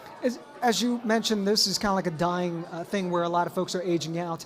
Is there a sense of responsibility where you feel like we got to get this Boogaloo dance culture thing out there so that folks can understand what it is and continue the legacy? Yeah, absolutely. I mean, the legacy is really important, not only to understand what has actually happened and how it came to be, but also to be able to pass it on to a new generation and for young people to understand that Boogaloo is part of, their foundation and their culture and their history as well. I grew up in East Oakland myself, but I've never heard of Boogaloo dance. Can you give us an idea for the folks who are watching out there what we're looking at? Just help us visualize what it is. Well, this is a funk-based dance, right? So this is like Eric mentioned, late 60s, early 70s. And so it's got a pop to it. There's a creep to it. There's a lot of different lingo that goes along with the dance form, but it really formed in Oakland and became what we now know in, hip-hop as like the popping dance aspect. That all started in Oakland, but Oakland's never gotten its shine. It's never gotten its due. In particular, East Oakland is really where the origin of this dance form came from. It spread, and it's changed, but really the proper due needs to be given to Oakland for what they contributed to the art form. So I think Di actually wanted some moves there, so we could actually start with. Can we do a little? So right here, shot? I mean, ideally, I like to see that because that's the best way to do the demonstration. Okay, so like. There you go. There you go. Go, Eric. Go, Eric. Go, Eric. A little more. Hey, Spencer, what about you? So You what gotta I'm show us showing the you moves, here too. is like you can't let like Eric the outdo hit, you on that one. The wave, the dime stop. I mean, these are all iconic Boogaloo moves that have been passed down from generation to generation and are now part of the cultural legacy of hip-hop dance. And Eric, Spencer, before you guys go, I know 30 seconds on stage is always short. I'm sure there are a lot of supporters, including those beautiful ladies here to support you guys. Maybe folks watching at home as well. Any folks you want to thank at home watching and the folks who are supporting you guys? Thank you. Yeah, big thanks to KQED Arts, David Marcus, Kelly Whalen, Ellie Kadra, all the OG dancers that we worked with, Will Randolph, Evic Randolph, Ricky G, LA, Boogaloo Bill, Tracy Bartlow, iDummy, and Johnny Five, who are all really big parts of this the episode. It wouldn't be possible without KQED, If Cities Could Dance team. They were just phenomenal to work with. Yeah. Eric, closing thoughts? Okay, well, I just want to say be on the lookout for a full-length documentary on the Oakland Boogaloo culture coming soon. Cha-cha. And Eric, before you go, you got to close out this little interview here with some Boogaloo dance right now. So okay. I'm going to let you close it out yourself.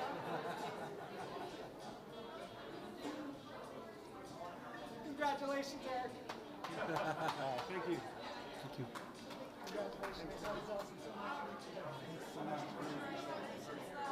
Coming up, you guys. I know you guys.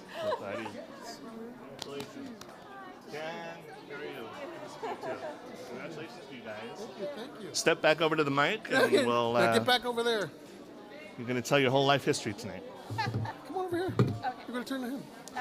So congratulations. This is for Diego Rivera. Yes. For California Live.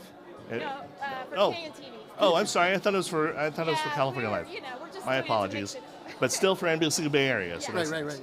Tell us about Diego Rivera, your entry.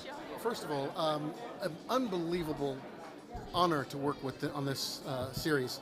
I started it probably the first because I started about 2 years ago in 2019.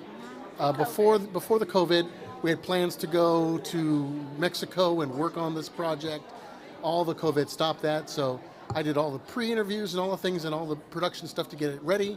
And then Jen and I worked together. We've done many work, a lot of work with the museum. And to work on this was really an honor. Diego Rivera was, he came to San Francisco in the 30s to do this mural, did it out in Treasure Island. My father talked about this. He'd heard about he talked about Treasure Island and the World's Fair out there all the time. Diego Rivera actually was out there making the mural at the time. So it's really important to me to see that. And I just have to say, if you are a San Franciscan or a Mexican American, you have to see this mural. It's absolutely wonderful. It's at the Museum of Modern Art right now. You don't have to pay for it. You go in, and it's before you even have to get behind the paywalls. So it's actually a wonderful thing. And I would like to say a lot of things to help the go right Museum ahead. of Modern Art, who helped this a lot go through. Neil Benzara, who is the director.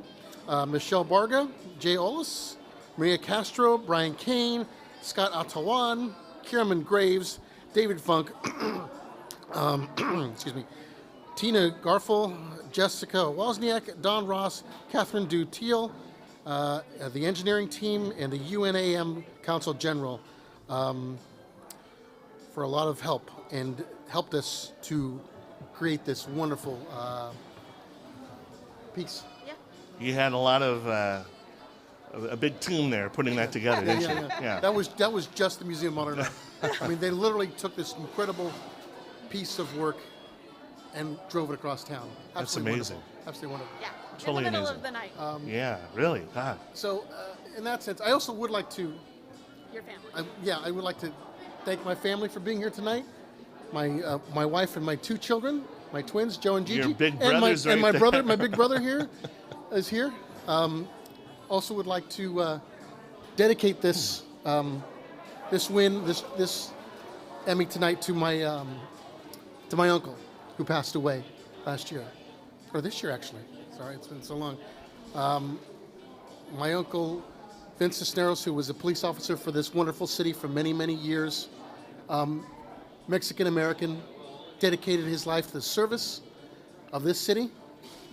And when I'm talking about this, when you see the mural, you'll understand what this dedication to service is to this city and to the people, because that's what it's all about. So, I want to dedicate this to my Uncle Chente. Thank you. Very nice, man. Very nice. I'm sure your uncle is looking down right now and very proud of you. Yeah. So, Jen, do you have anything you'd like to say or share?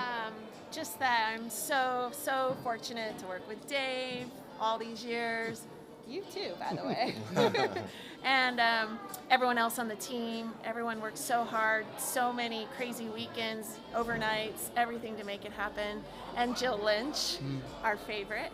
Jill Lynch, our favorite. She's amazing. And then working with Northern Pine, that was amazing. And that's Josh Bryant, Cole O'Brien, and Trey Hall. And then there's Lauren Garcia and Malou Nubla. Well, I'm proud of you guys. Oh, and my family. Oh, my goodness. Yeah, don't forget your family. You gotta, And a don't thank you forget to them. my family that's here. I think still, yeah. And then the family at home watching.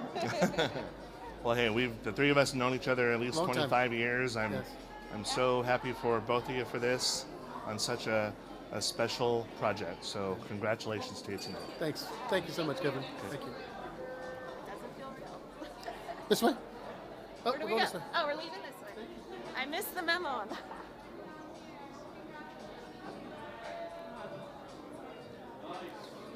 Okay. Wait, you could have. Okay.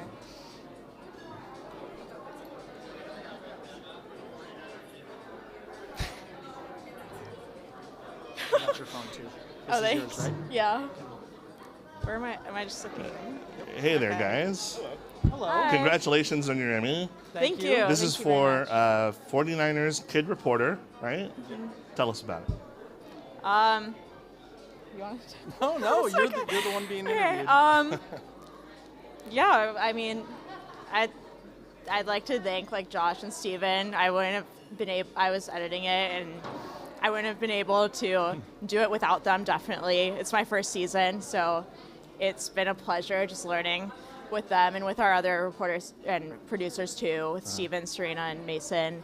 Yeah, I loved putting it together. It was a really fun, like, change of pace type of video for us to, like, kind of take a break from the crazy sports content that we always have to produce and, like, kind of just show people a different perspective of our organization and the players especially. So that was great to do. Yeah. That's good.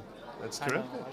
And yeah, and Tyna and Elijah especially too. They were our kid reporters. They were here with us tonight, so it was awesome having them come up on stage with us and share in the celebration. I think I saw that. So how old are they? What are their ages? I think they're. I'm going to butcher this, but I think 10 and 12. I Yeah. think 10 and Yeah, around 10 and 12. they look like they were about Yeah, that, and 10 or 12. I don't know how they do it. They're great. Like, you Yeah. know, we're behind camera. Like, we've done a few videos with them too, so I feel like they're professionals at this point. They're really good at it.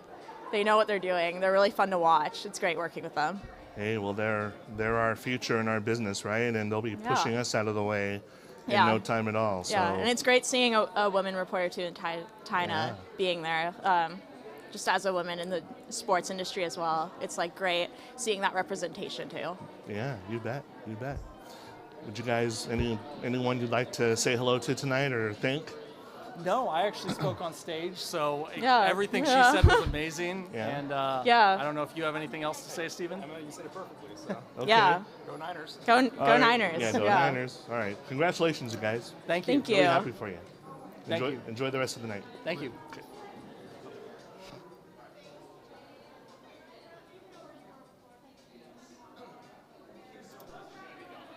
Hey, Ed. Congratulations, by the way. Thank you very much. So this is Sports Story, and the winning entry is the rack. That is correct. So it's pretty general. Tell us what this is all about, the rack. So the rack was a tribute to one of the greatest members of our organization, which is Rick Welts.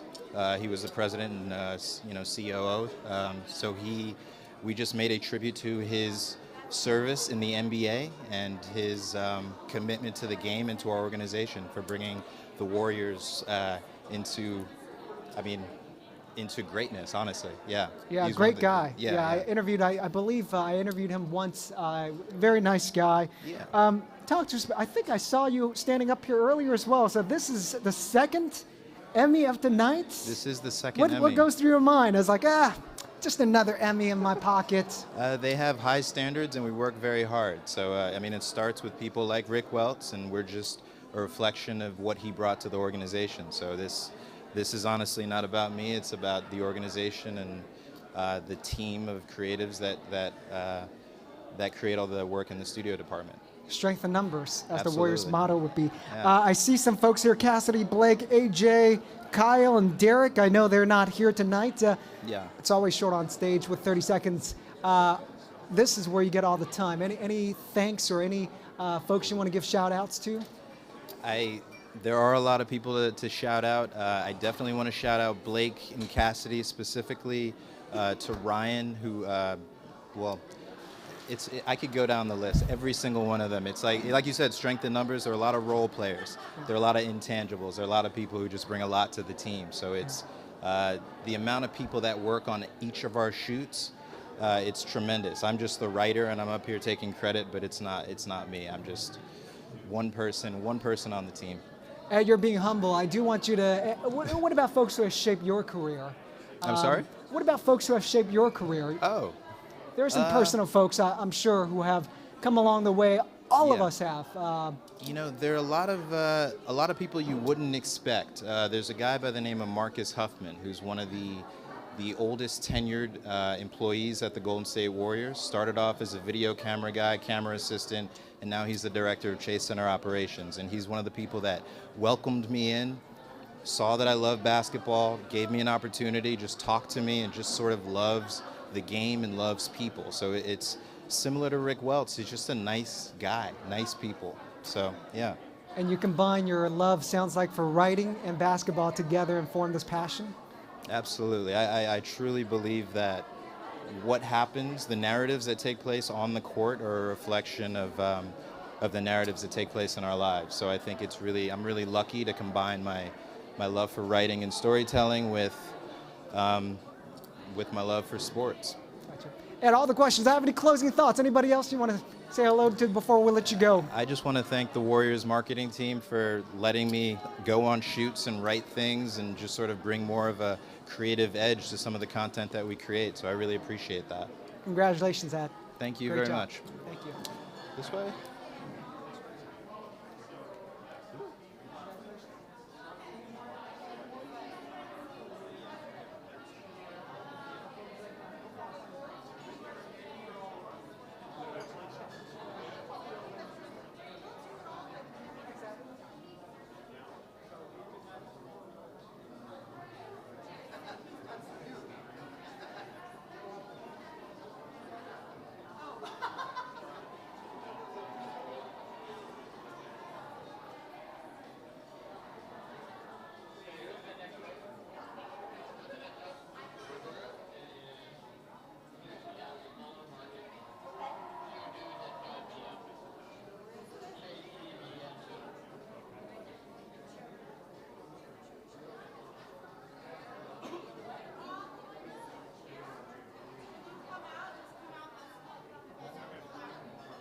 And I'm talking?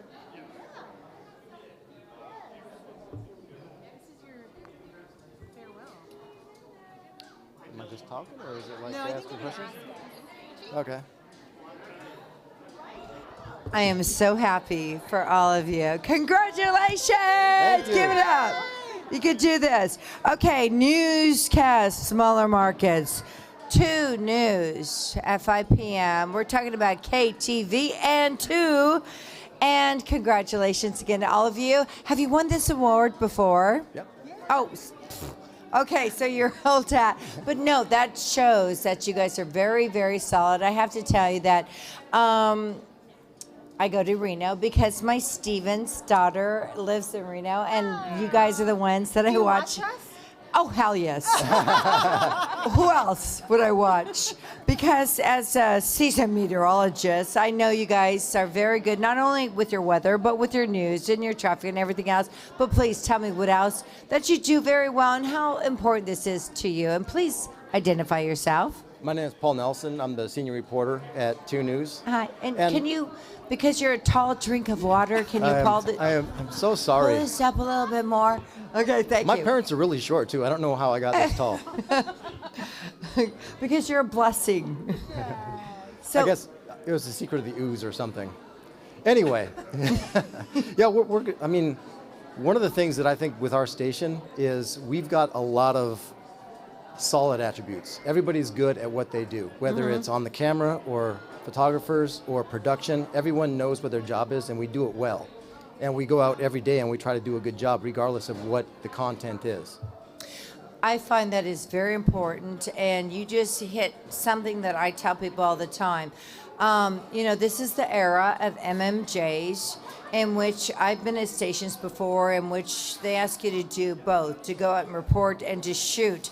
And I say, how can I do both at the best of my ability? I will try, but I'm either a great journalist or I'm a great photog, but it's very difficult to do both. Yeah, and we've got video journalists at our station. I say they've got the hardest jobs that we've got because they don't have time. Right? Yeah. Yeah. I'm lucky because I do get to go out and work with the photog. So when I come back, I can write, he starts editing, I can start writing my next story while he's editing. Our video journalists don't have that option. They don't, and thank you for saying that very much. And then the security aspect comes into play too. How can you be safe in your environment if you're a one-man band? And this is becoming more relevant in our day of age as reporting. And we don't want to talk about it, but it's true. It's reality. Maybe not so much in Reno, but in other markets it is. But I just want to say what you guys are doing is you're the leader of the pack. You feel the same? I think we are the best station in Reno, and I think that when people watch us, they see that. They notice that we are. But how has this changed? I mean, you have climate change. You have fires now that you've never had before that you guys got to go down and beat down and talk about. What other elements are there that you feel that has made a difference in your reporting? I think Kristen mentioned some of it up on stage, and I think it is that we do it with class and with empathy. I think that we do things that we show sensitivity when we tell stories, because a lot of the stories we tell aren't good news. It's bad news. No. And we do it with compassion. We don't want to hurt anyone's feelings or, make them feel bad when we do these stories, And so, how are you addressing the growing market? Because obviously, we keep talking about the great California exodus, and a lot of it is Texas and Nashville and North Carolina and Idaho and Montana and certainly Nevada.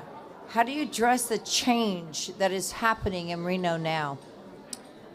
There's a lot of economic stress that's happening with it, and we've seen that with the growing pains that come with infrastructure, with schools, and I think we've reported on a lot of the things over the years, how the community has addressed that, raising the sales tax in order to build more schools, and then the transportation is going to have to come along with it. Housing is another issue.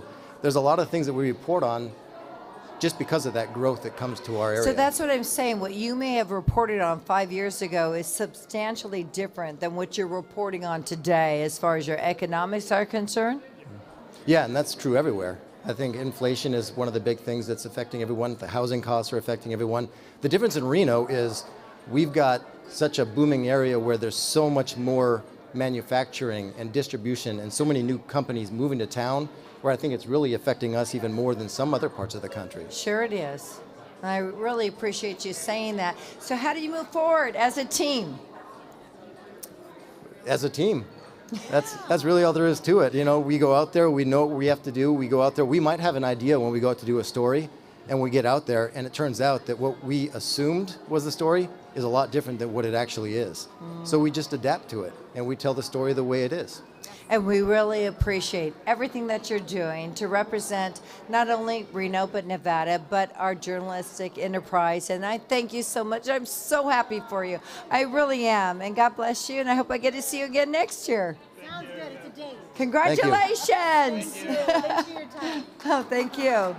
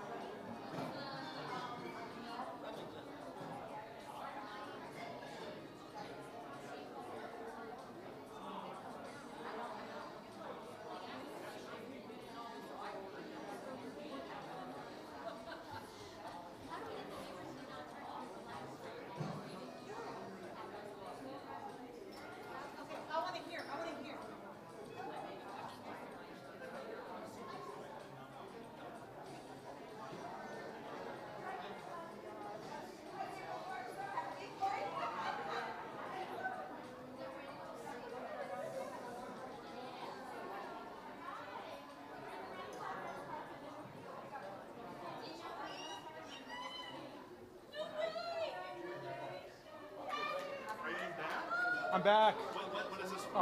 Sports news story. Oh. Jonathan Bloom is back with us. Jonathan Bloom is back with us from NBC Bay Area, and this is for sports now, right? It is, yeah. So tell us about this. This is a story that came to me through one of the members of my team, Diana San Juan. She was doing some pre-Olympic writing and came across a story that she thought just begged to take place on camera. And so we called up this family, and it turns out there are 2 skate parks in the town of Petaluma. Do you know this? 2 skate parks. There's one in the public park. The second one is in Minna Stess's backyard. It is actually the best skate park in Petaluma. Really? Yes. But it's in the backyard. It is the entire backyard. Wow. There's a basketball goal hanging over the skate park. I'm not sure how you play basketball in a skate park. There's a hot tub that's sort of teetering on the edge of the skate park, but the entire backyard is a skate park. And it was built by the incredibly supportive parents of Minna and her brother, who have both been lifelong skateboarders. She's actually been skateboarding since before she could walk. Really? Yeah. Amazing. And it's just when you meeting elite athletes is such a fascinating thing, because here is a person who can do something that nobody else can do, and she in particular is just so humble about it. It took her, I think, winning 4 contests to finally be like, okay, maybe I'm pretty good at this. I guess I should start training pretty seriously. Sure. Yeah. So I want to ask you. Well, actually, I want to ask you so you can share with the viewers. So, I mean, you and I work in the same newsroom. But we do. But we haven't seen each other for a couple of years. We haven't seen each other for a couple of years. But tell our audience tonight first of all, how you discovered these folks and this skate park in their backyard.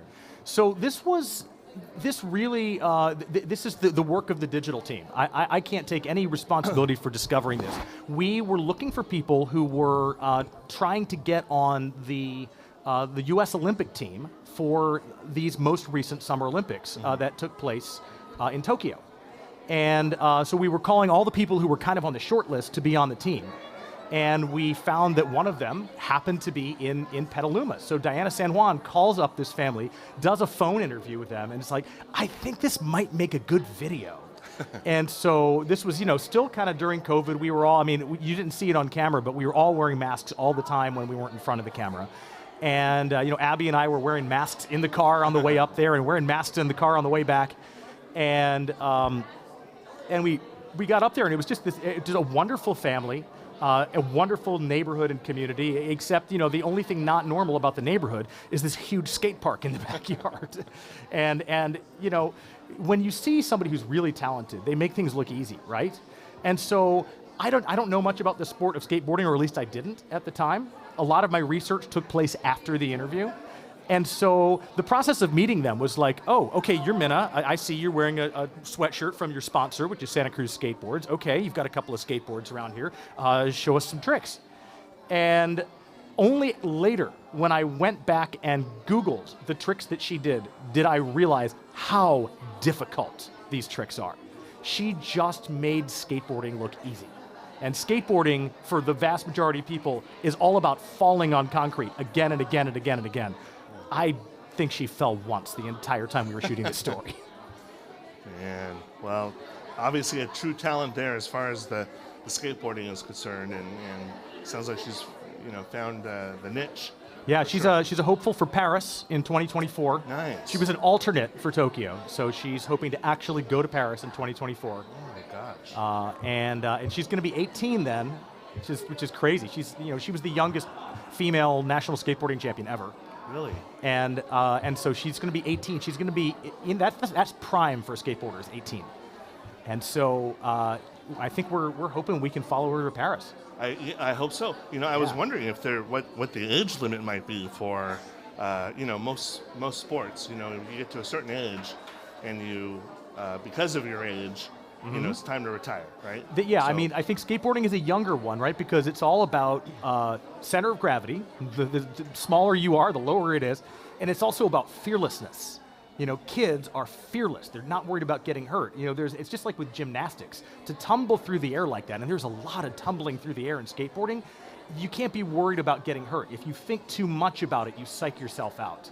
And so I think skateboarding is one of these younger sports where you can start to win things as young as 8 years old. You can be really competitive at 14, and by 18 to 20, that is kind of the sweet spot, I think, for skateboarding. Yeah, sure. Well, hey. So, there are definitely people who have taken it much, much longer than that. But I've never met the Shaun White of skateboarding, we'll put it that way. He definitely was at the upper end of the age range for his sport in the Winter Olympics. Well, you've captured her at that perfect arc in her sports career, right? And hopefully she will be going off to the Olympics, and you'll be following her. And we always follow you too, man. Well, appreciate that. Great work at the station, and always admire all of the good work that you do. I'm looking forward to seeing her in Paris, to seeing her in LA, and after a couple more Olympics, maybe seeing her working for NBC as a sportscaster. Hey, that'd be nice. It could happen, right? Really, definitely. Yeah. Well, congratulations again. Thank you so much. And thank you, everyone. Another honor for you to take home tonight. Thank you so much. You got it.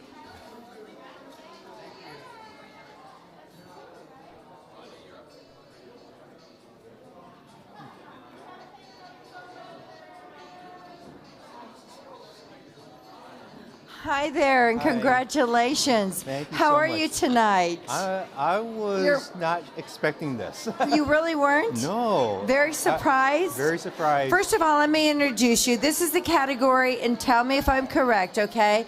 Health, medical, news, or long-form content. Yes. And you are Peter Tang? Yes, I'm the photographer. Yay! Peter, I'm so Thank happy you. for you. So really, in this particular category, maybe you can explain to people what it is that you submitted to win this prestigious Emmy. So it's basically comprised of two stories. One of them is regarding, basically both of them are dealing with fentanyl, but in two different fronts. One is dealing with the first responders having Narcan and being able to deliver.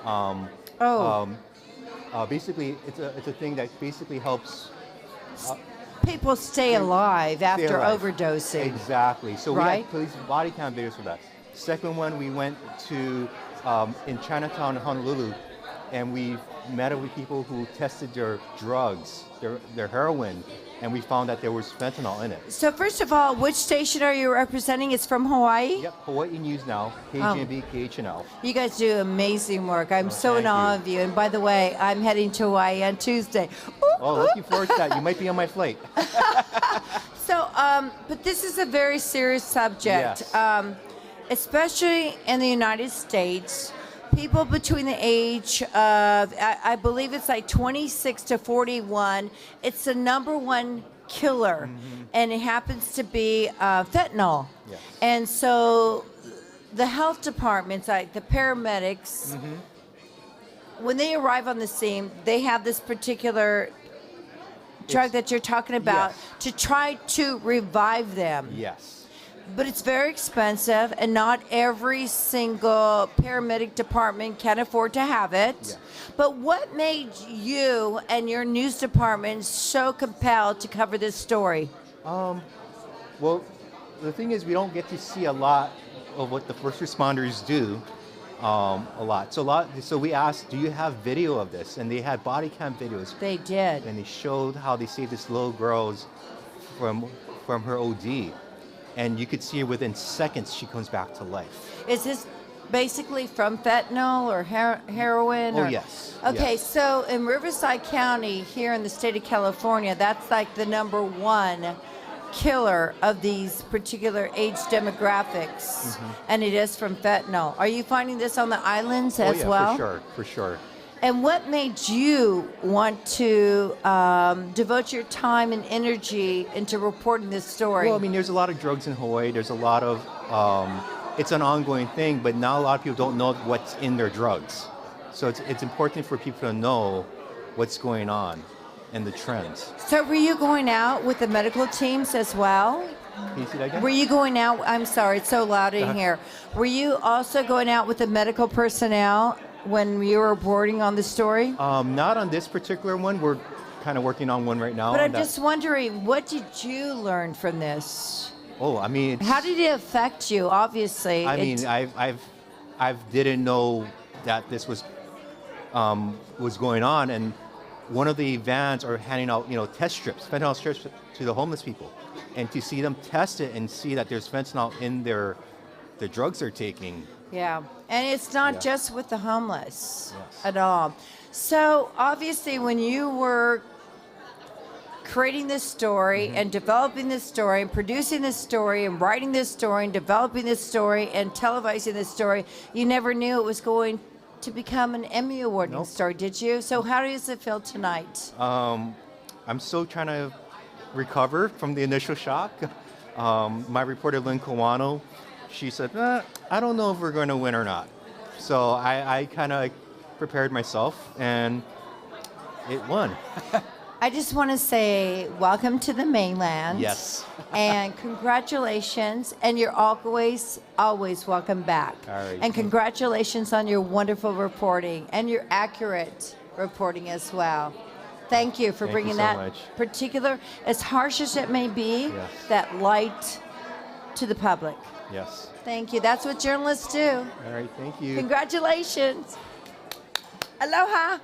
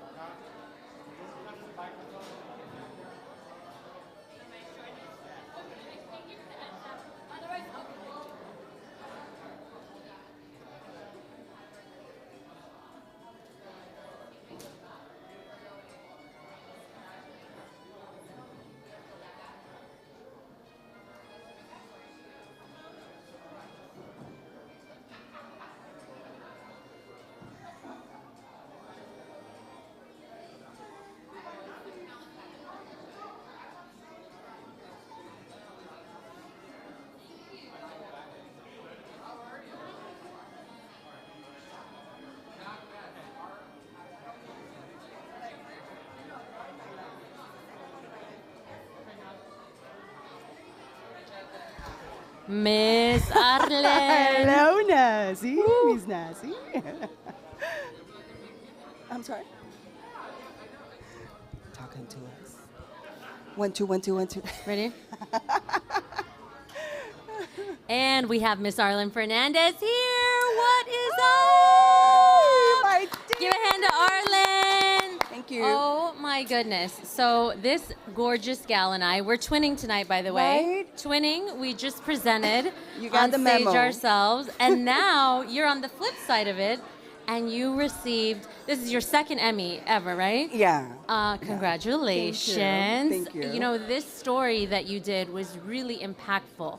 It was about workers in the field and pesticides. Can you tell us about the work? Yeah, I interviewed 3 women, and their families were affected by this pesticide called chlorpyrifos that is used for decades in our fields. And so they're exposed to this.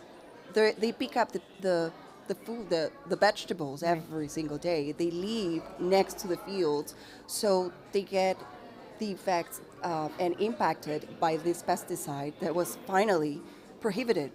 So it was a lot of effort from different organizations and the government that they finally got the government to do something about it. So, and it was very special because all this, I'm an immigrant, I'm a Latina, and all these peoples they're Latinos, and it's because of them that we have food on our table, as I said when I was receiving this award.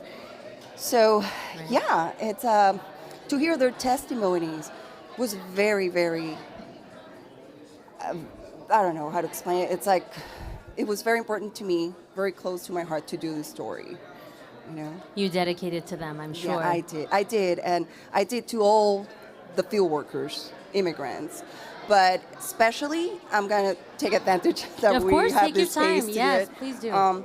For these three ladies who share their stories, their experiences with me and our audience from the Central Valley. Do you want to give them a shout out specifically?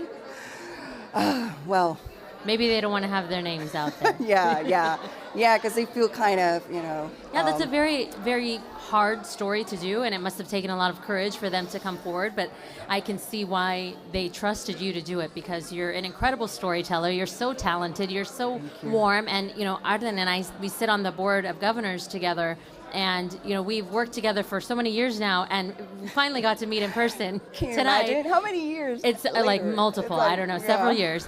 And I just feel the warmth from you. We shared the stage, and I just felt your compassion and your empathy, and I can tell that that's what makes you an incredible journalist. Speaking of being an incredible journalist, you're up for like 2 more awards tonight, right? Consumer business, which is one of the things I've been doing for 6 years. So what story is that? That you for the submitted consumer? Mhm. No, the medical, you mean? Or the, No, for the next stories that you're up for. There's several. It's the job I do as a consumer reporter. It's helping people to get their money back, but also informing them about, their consumers' rights. And that segment of us, Telemundo 48 Responde, it responds to all the needs, different needs that our community have. So it's a very important job. Yeah, so essentially you're a voice for the voiceless, and then you're holding people accountable, holding public officials accountable, getting answers for people that don't have a voice in the community, and that's why we do this work. That's why we do this. Exactly, this job. and as journalists, we cannot forget that we do this because we serve the communities. Yeah. We give voice to the voiceless, and we cannot forget that. Besides the cameras, the lights, and Yes, this is not what it's about. Exactly. Your storytelling is what it's about. And finally, the last nomination you have tonight is for what? It's a group nomination. It was the VTA shooting, the massacre that happened last year. Very sad story. So it was the break-in, and you know it very well, Nazi, that when as a teamwork, when there's a breaking news, it's definitely you need the help from your teammates and just to report with certainty what's going on and all the hours that it takes. And even though we make it look easy, it's not easy to be there. And just getting little drops of information as the story develops, right? Takes so time. yeah, it's a Well, teamwork. listen, we are so proud of you and the work that you do. Congratulations, twin. Yes.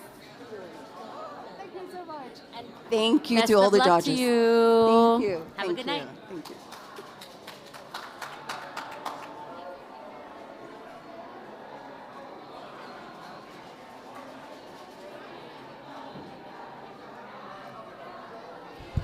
Hello, everybody. During these past very difficult and challenging times, but a time for us to all try to be very creative, we've been working from home. And this particular category, if I can have your attention, because I know it's getting a little loud in here, and we're all celebrating, but we still have some people to honor, if that's okay by all of you.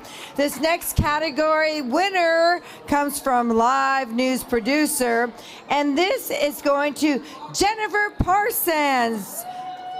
Jennifer, KCRA. Thank you. Jennifer, first of all, of course, none of us ever expected to have to work from home.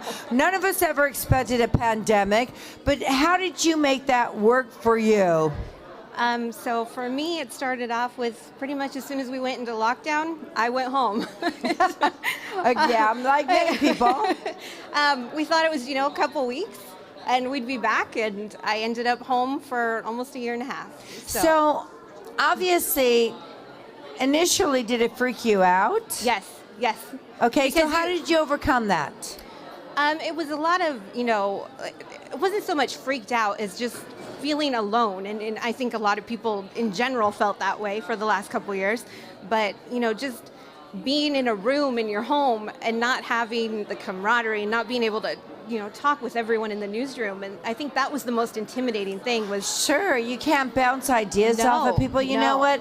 I got to tell you honestly, when you are a meteorologist at a television station, that's how we feel, because we go into our little cocoon, like our weather alley, and we forecast our weather, we get all of our data, and we have nobody to bounce. Like, I want to say, are you seeing the same thing I'm seeing? And I have nobody to do that with. Exactly. So as a producer, how frustrating was that for you, and how did you make it work? It could be frustrating because you'd feel. I mean, I think our team did a fantastic job of, there were so many of us at home that we had to come up with ways to, whether it was on Teams or hey, just picking up the phone and saying, I got this. Are you seeing this? It's just a lot of just finding little workarounds. But you eventually we got into a rhythm, and then. But I was more than happy when I got the call. So come on back. Are you back at work now? I am. You are back at work. And how was that for you? Because now you had to integrate yourself from going at home to reintroducing yourself back into the workplace. Was it a challenge? It wasn't, and I think it's because of the people. I work with the most incredible people, and I have so much respect for everyone at KCRA and just the level of professionalism. And it was like I never left in a way. They just kind of welcomed me right back with open arms, and a lot of, oh wow, you're finally back. So you have a very strong product in Sacramento, a very strong news department. Yes. And how do you feel working with all these talented people, as including yourself, moving forward? What are your ideas? What are your goals? I mean, I think big picture for all of us is just, to do the job that we set out to do. I mean, this is all nice and fine, but it's not why we do what we do. For us, it's making sure that our community and our viewers know what's going on, and what they need to know, what they need to take away as they watch each show. And so I think for me, that's what I go into each newscast with in mind is, okay, what does everybody need to know today, right now? And so I think as long as we keep doing what we're doing, we're in pretty good shape. Very well said. Is this your first Emmy? It's not. No. It's not. See, everybody's been here before, done that, but still, it's very special, right? Yes. And what would you like to say as any remarks going out? Who would you like to thank? Just, I mean, for me, big thing is my family, who, when I had to go home, said, here's your space. Use what you need to use, do what you need to do, we'll leave you alone. But gave me the space to do that. And then, when it was time to go back, gave me the encouragement and the support to get back in there and get in the game. And, my mom is my rock. Right, right? Our moms are a rock. She's phenomenal. And, like I said in my speech on stage, she just got through a battle with cancer. And God bless her. Came out, she went to hell and back, basically, and she just, she never gave up, and she's absolutely my inspiration in everything. I love her, and I'll keep her in my prayers. Thank you. One last question. I know you're going to kill me out here, but is this something you always wanted to do all your life, or how did you get into producing? No, it wasn't. When I was a little kid, I thought I wanted to be a teacher. Then I thought I wanted to be a doctor. My first experience in news was when I was 9 years old, and we had a team come out, coincidentally, from KCRA to help us put together a newscast for our school. That was my first introduction, but it still wasn't like the push. The push was when I was in high school, did a senior project in television news, and I was sold. That was it. I'm so proud of you. Yesterday, I had a gal come up to me at the Livermore Rodeo, and she says, I'm a reporter today because you came to my junior high school and spoke. So, our actions do make a difference. And I want to say congratulations. God bless you. Thank you. Please say hi to Mom. I will. For Thank me, you. okay? Thank you. Yay!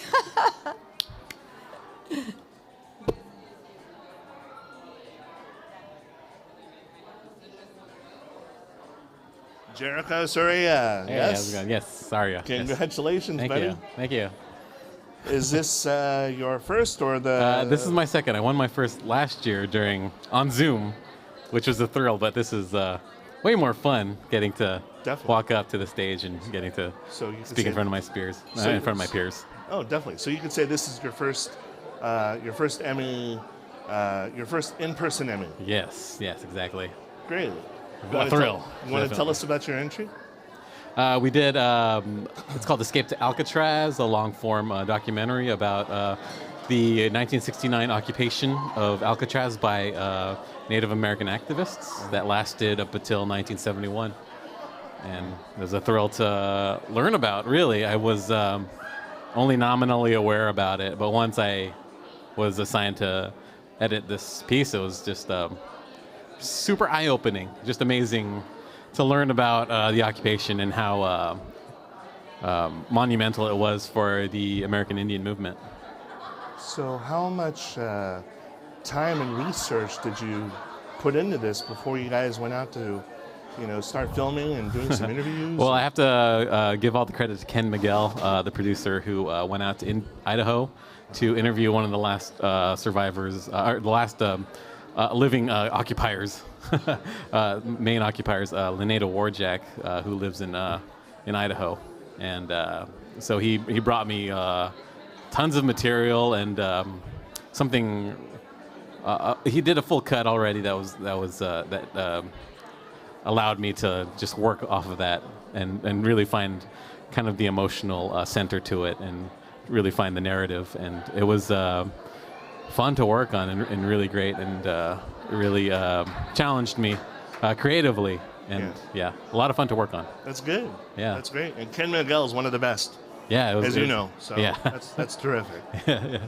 Nice. Thank you. Well, is there anyone you'd like to say hello to tonight or offer thanks? Yes, I'd like to definitely dedicate this to my family, Lori, Leviathan, and Leslie, watching at home, and all my family. And I especially want to dedicate this to, you've heard his name a few times tonight, Joe Perry, one of the greatest photographers in our market, and one of the kindest guys and greatest friends. He won 18 awards, and I won my first Emmy last year, and he was one of the first to congratulate me. And he died of cancer just recently. And whenever I think of Emmys, I think of Joe. So you hear his name because he was great. He was just a great friend, and I really miss him. And yeah, this is number 2 for me. So he won 18. I'm trying to maybe I'll reach 18. We'll see. Well, hey, you've got some great inspiration in Joe, don't you? Right? Yeah. Yeah. Miss you guys. Miss you. All right, buddy. Well, congratulations to you tonight. Thank you very much. Really happy for you. Thank you. Okay. All right. Have a good night.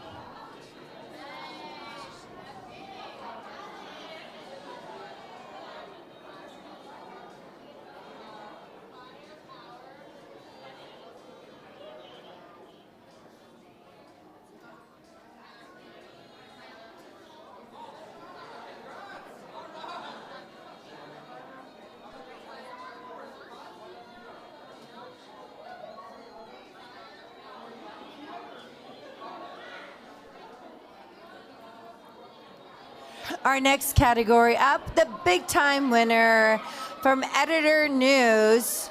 And he's coming up with 2 big trophies, so I got to ask him about that. Tyler? Hi. Hi, Tyler. Please introduce yourself for everybody and your category. It's Editor News, Yes. correct? Yeah, I'm Tyler Horst from ABC 10.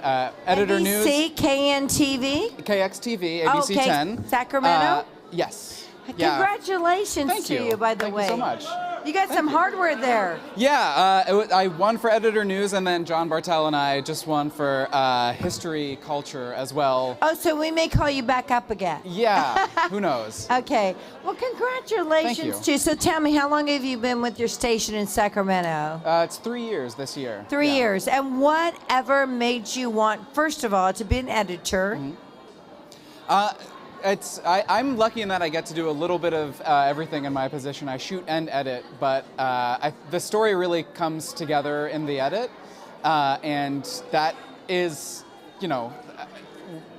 that is where everything comes together in the end. And It does. you get to work with the photographer, with the writer, with the reporter, and really kind of see all elements to fruition. So for me, it's one of the most exciting So parts of this the job. particular entry that you won for, what is the name of it? Firepower Money. Okay, what is that all about? That is a three-year Do we have ongoing enough series. time? Do we have? Animate. That's kind of the best part. Obviously, I wouldn't know what I'm making, so yeah, much appreciated. Well, congratulations, buddy. Thank you. And we you have a first-time Emmy winner over here, Leonard Torres. first time tonight, huh? Yes, it is. Very nice. How does that feel? Incredible. I went from being a web producer to a marketing producer, and this is amazing. That's pretty snazzy. Yeah. It's fate, right?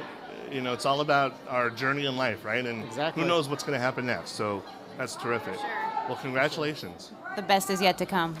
There you go. Thank you. Thank you, guys. Congratulations Thank again. you. ABC 7.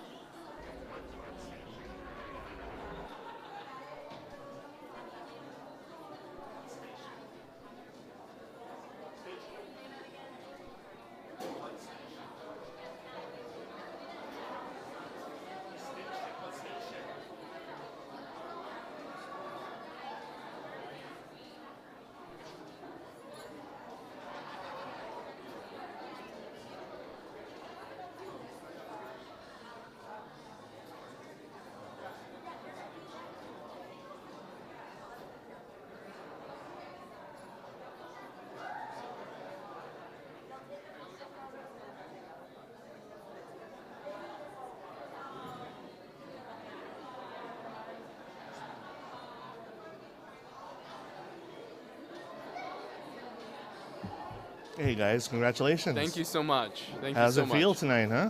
Yeah, it's kind of crazy. We're just fortunate to be honored to be nominated, but great to be standing here, no doubt. Yeah. Honored to be nominated. Of course, being nominated is a wonderful thing. Yeah, But it's definitely. also special to bring something home too tonight, right? Yeah, and this is a story, like we said on stage, this is a story of a single father of four, a true story of a father who suffered a medical condition and ended up on the streets, and he was homeless with 4 children, and through the help of Aloha United Way and our partner agencies, was able to help literally build a home and a better future for his family. And we were just honored to be able to tell that story and bring that story to life. And but more than anything else, it's just it's a story of the human spirit and being able to be supported by wonderful organizations in our community that support and really just help uplift those in need. And we were just lucky enough to be that vessel to tell the story. Yeah. Very nice, very nice. Is there anyone you'd like to say hello to or thank tonight? Or Anything else? Spectrum Sports, Yeah, I mean, I think for us, we are just so thankful for the amount of support in our community in Hawaii, especially through Dan Schmidt, Spectrum Sports, for telling this story on a platform like Spectrum Sports, to be able to amplify this story, to be able to tell it. And more than that, to just be able to tell the story. We filmed this in the middle of the pandemic, and there were so many people who really stepped up to the plate to be a part of this. This was a project and a video shoot that we did. Literally, we pulled together in 2 weeks, and there were a lot of people who really just came together and believed in the story and believed in us. And we will forever be grateful for their hard work and their efforts to be able to put this together and to be able to tell the story. Thank you so much. Congratulations again. And I know you guys came a long way for this. We did. I mean, you guys are one of about 100 people who came from Hawaii Yes, we are. tonight to be here in San Francisco. Yeah. And we're not only very happy for you, but we're glad to see you in person too. Thank you so much. You guys say anything else? Yeah, I think just a huge mahalo to our families. There's a lot of sacrifice that goes on, especially in this industry, and so just a very big thank you to our supportive family members, our husbands and wives and kids, and then just the cast and crew.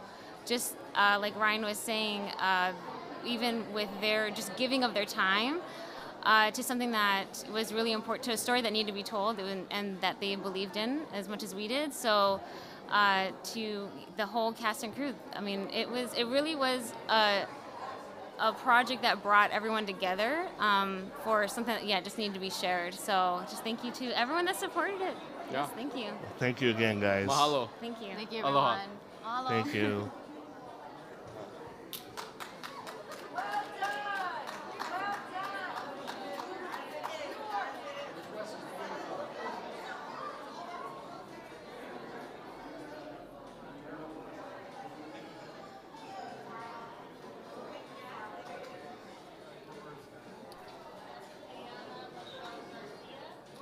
Yes.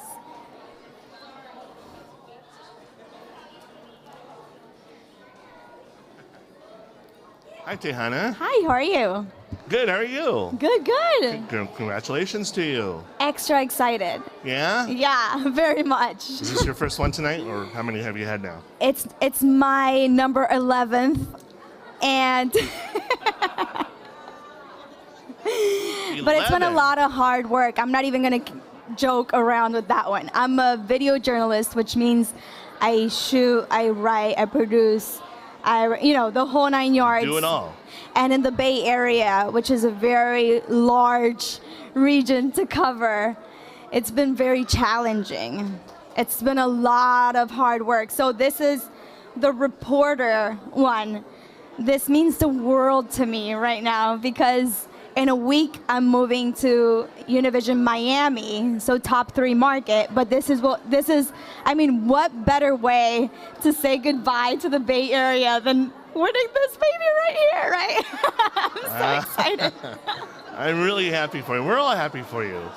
But we're losing you to Florida, huh? I know. Ah. Well, it's like growing pains, because I have a really cool team out here. Yeah. And everybody, you guys, everyone in the Bay Area is amazing, incredible professionals we get to share with every single day. Yeah. And the audience, the work we do, it's so surreal that I get to literally make my dream come true every single morning when I wake up. So I'm very excited that this is a great way to end 8 years of leaving mom and dad, and now I'm going back home. And they're going to be very happy to have you back too, I'm sure. They are, and I'm excited. So, whew, can't believe it. Univision 23, here we come, baby. It's so Congratulations exciting. again. Thank you so much. Really happy for you. Thank you. And we send you off to Florida. Yes. Mejor reportera, best news reporter. Oh yeah, baby. Los sueños se hacen realidad. Dreams really do come true. This is for all my young reporters out there. I really want to send out a message, like if you're in college, if you're like, how do I make this happen? That used to be me. I had no idea how I was going to make it happen. I still have no idea how I'm going to make it happen. But every single day, just putting my heart on the line and just passion, and caring for the people and really telling stories that matter, stories that make a difference. And I think in the long run, starting to show. I think so for sure. So if you're out there and you have a dream, keep fighting. Sooner than later, it's going to happen. Yeah? Congratulations again. Thank you. Mami, papi, esto es para ustedes.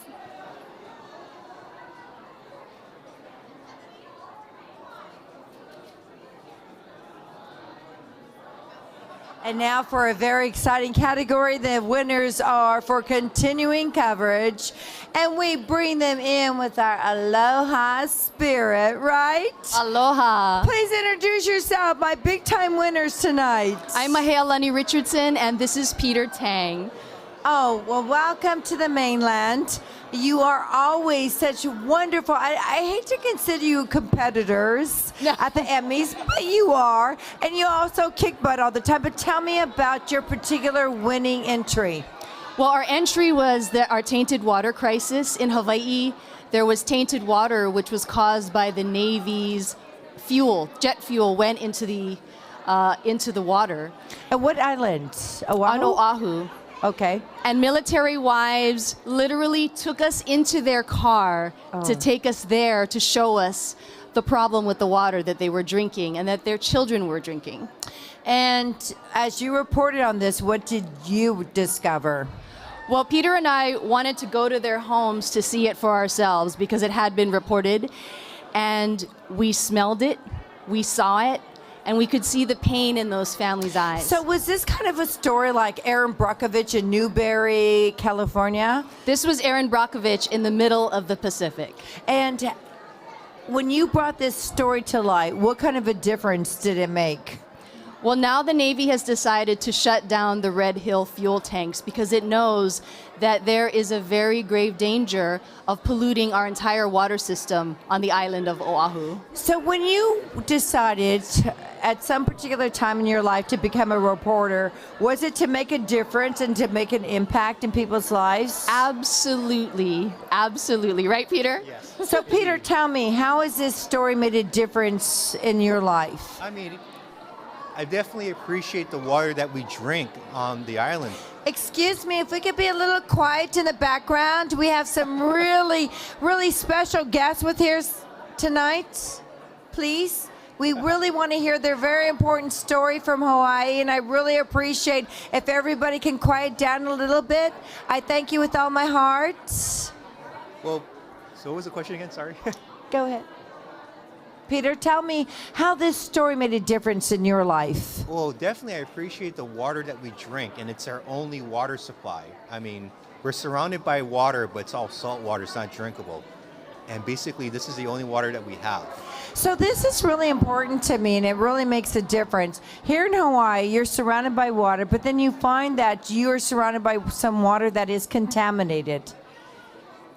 That's right. And, before this story, we all would take water for granted. And now we remember that our water is very precious. It is life. It's ola I kawai. Water is life, and we have to remember that. Thank you. That is so meaningful. Oh, mahalo. I will be in Hawaii on Tuesday, and I can't wait. It's my home away from home. I've had a home there for 20 years or more, so I can't wait to get back. I thank you for your contributions, not only to your islands, but to all of us, to make aware of how important water is to all of us. And is this your first Emmy? Yes. Tell me what that is to you. I'm shaking. Literally, my hand was like this. So I remember when I won my first Emmy, my mother and father are the only people I know on the face of the earth that never changed their phone number, and I couldn't remember their phone number to call them. What has this been like for you? This is a journey. As you know, 100 people from Hawaii came to this event, and Hawaii News Now is nominated for nearly 20 Emmy Awards. So this is on behalf of our ohana, our family at Hawaii News Now, for bringing us together for this momentous event. Hey, do you guys know Guy? Yes. Please tell Guy Roberta Gonzalez says hi. We've been in meteorology together for decades. I love that man. I love you. And I'm so happy for you. I really am. And thank you for the very important story that you contributed to help so many people and change lives. And you changed the environment. Thank you. Thank you. Congratulations. Thank you so much. Thank you. Aloha. Aloha. Mahalo nui. I can't wait to see. Oh, I'm so happy for you. Okay. Oh, my goodness. This is... Hello, everybody. I know you're partying hardy, but can I ask for a little bit of respect? Hello, everybody? Okay, you need it. Everybody in the house, If I can ask for a little respect for our recipients, the Media Market Evening Newscast is awarded to Hawaii News Now at 6. Yeah. Okay, please introduce yourselves again. I'm Anthony Ferreira, the Okay, producer. you might have to adjust the mic. Anthony Ferreira, the producer. And I'm Mahealani Richardson, the reporter and anchor. Oh my goodness, and I had it right here, but I want to make sure I didn't butcher anybody's name. Please tell me, is this your first time receiving this award for Hawaii News Now at 6? At 6? No, actually, I think we've won before. This is my 5th. It's your 5th? This is my 5th. Congratulations. but First time with Mahea. This is my first time at the Emmys ever, and I came away with 2. So mahalo nui. Oh my goodness, you went 2 in one night. It took me like 30 years for that to get 2 in one night, honestly. And I wasn't even at the ceremony to get. So tell me, first of all, for you guys to win, honestly, out of the, I mean, you beat California, you beat Nevada, and I hate to say beat, but you just outperformed. And what do you contribute that to? Especially for this newscast, I really contributed to Mahea and her reporting in Haleiwa. They were suffering devastating floods, and her reporting was incredible, telling their stories. And so for you, saying this is your first time ever winning an Emmy Award, how long have you been at the TV station? I've been at the TV station since 2017. I've been in journalism for more than 20 years. So And this see, is first time. this is what I'm talking about. You know, this is what I'm talking about. It's real. It's a journey, right? It's a journey, and I cannot be even more prouder and happy for you. So what's next? What's next? We keep doing good work. I mean, we keep doing good work. That's all we can do. Good work. Yeah. And for you? We just wanted to thank the people who let us into their homes during this catastrophic flood. As you know, crisis is so difficult to deal with, but they shared their stories, and the crisis brought us closer together as a newsroom because, you know, you go through difficult times and you come out of it stronger, and as I mentioned earlier, as a family, as an ohana. And you know, you brought up an interesting point because I always find it very difficult in breaking news or, you know, to capitalize on people's grief, whether it's a flood or a fire. So how do you tell that story and submit that compilation of a tape for a potential award and feel good in your heart? I don't think we go into any story wanting an award. We go into every story with a pureness in our heart and aloha. And when we ask people to tell their story, it's either a yes or a no. And when it's a yes, they're very forthcoming about everything that they've been through. And in this particular flood, it was devastating, and people are still recovering today. So we're so Yes. honored by them. Yes. Well, you're both very beautiful. I know you're going to have the aloha spirit heading back home, right? And just for the record, can we be besties? Because I just love you. So congratulations. We love you. Mahalo nui. Thank you so much. God bless you all. God bless you. Thank you. Congratulations. So happy for you. I'm so happy for them. I think this is my favorite award of the night.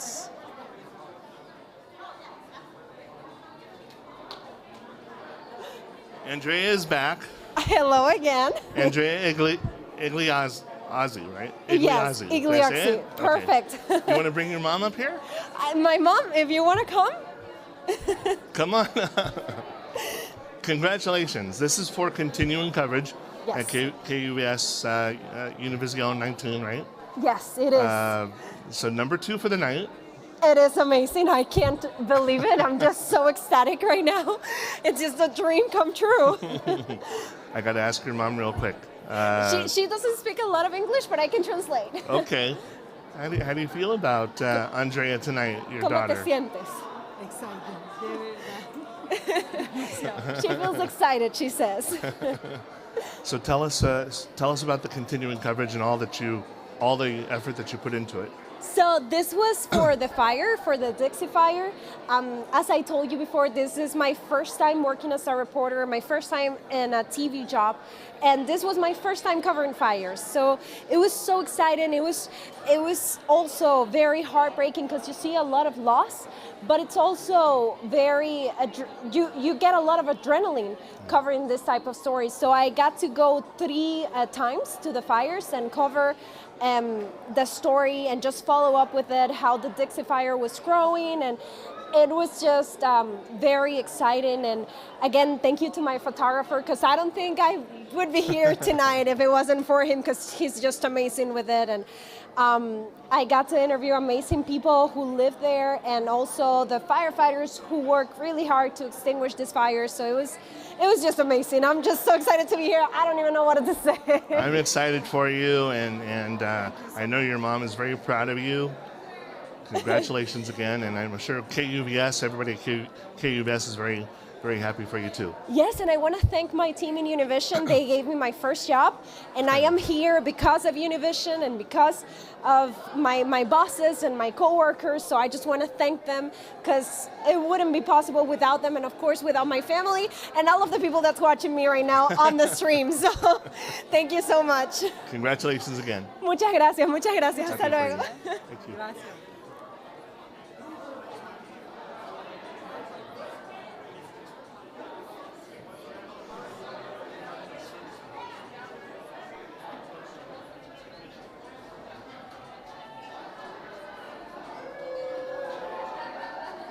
Allison Gibson. Kevin How are Wing, you? hello. Oh, I just love it, Kevin. Thank you so much. So you've been Thank you, Kevin. You're welcome. You've been on our board for what, a Wow. very long time, Very right? long time. We won't say how long, because that gives away, how old I am. But Well, we should show everyone at home. Thank The you. governor's citation is one of the most coveted honors that our board of governors can bestow to anyone, but not just anyone, right? People, all of you who have been so devoted to NATIS and the board of governors and your hard work, and Well, I have to say, one of the things that I believe about this award is it belongs to everybody who works backstage. It's the people who work so hard behind the scenes. People like Daryl Compton, our executive director. And, I just wanted to make mention of a guy named Dick Rector. Dick Rector was a former national chairman, and he was the one who got me involved with NATIS way back in, get this, 1981. And then there was a nice fella named Greg Swartz. Hey, Greg, if you're out there watching, I got to tell you, thanks to you, you convinced people that I would make a good board member, and look at me now all these years later, so thanks for that. So those are 2 people I forgot to mention on stage. and let me ask you a question. So actually, before I ask you that one question, Steve Schlisky is the one who nominated you for this honor, I believe. Is that correct? I believe it was Julie Watts. Was it Julie? Okay. Yeah, and I was just like looking for her too. so excited. Julie, thank you so much for this award. Julie, you're an amazing, amazing producer. And to have this come from you just means the world to me.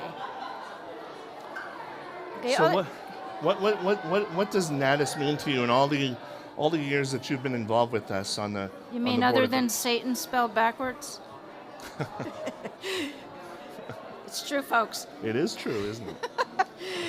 Well, NATIS is really, truly about recognition. We all think we're in a factory working television shows and churning it out.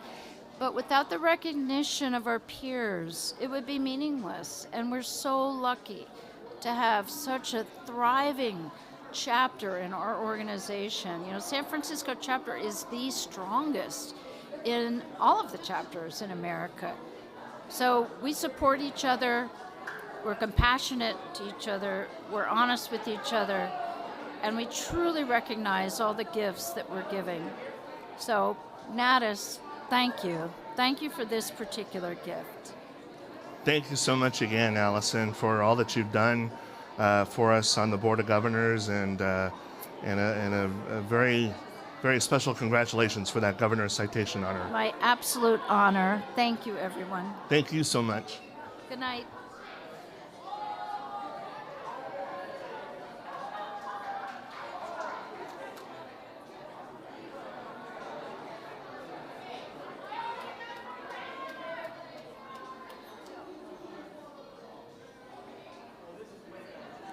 All right, well, I hope as we continue to carry on that I have this in the correct order, because this next one, and tell me if I am correct, okay, is for Hard News Report, no time limit, and I believe you are Santiago Machuca. Yes. Okay, did I say that correctly? Yes. Yeah. Okay, congratulations to you. Let's give it up here. Thank you so I'm much. so happy for you, and you represent KD. KDTV. And tell me about this particular entry. Well, we worked really hard with Maria Antonieta Mejia and Silverio, and also like Candy, the assignment desk.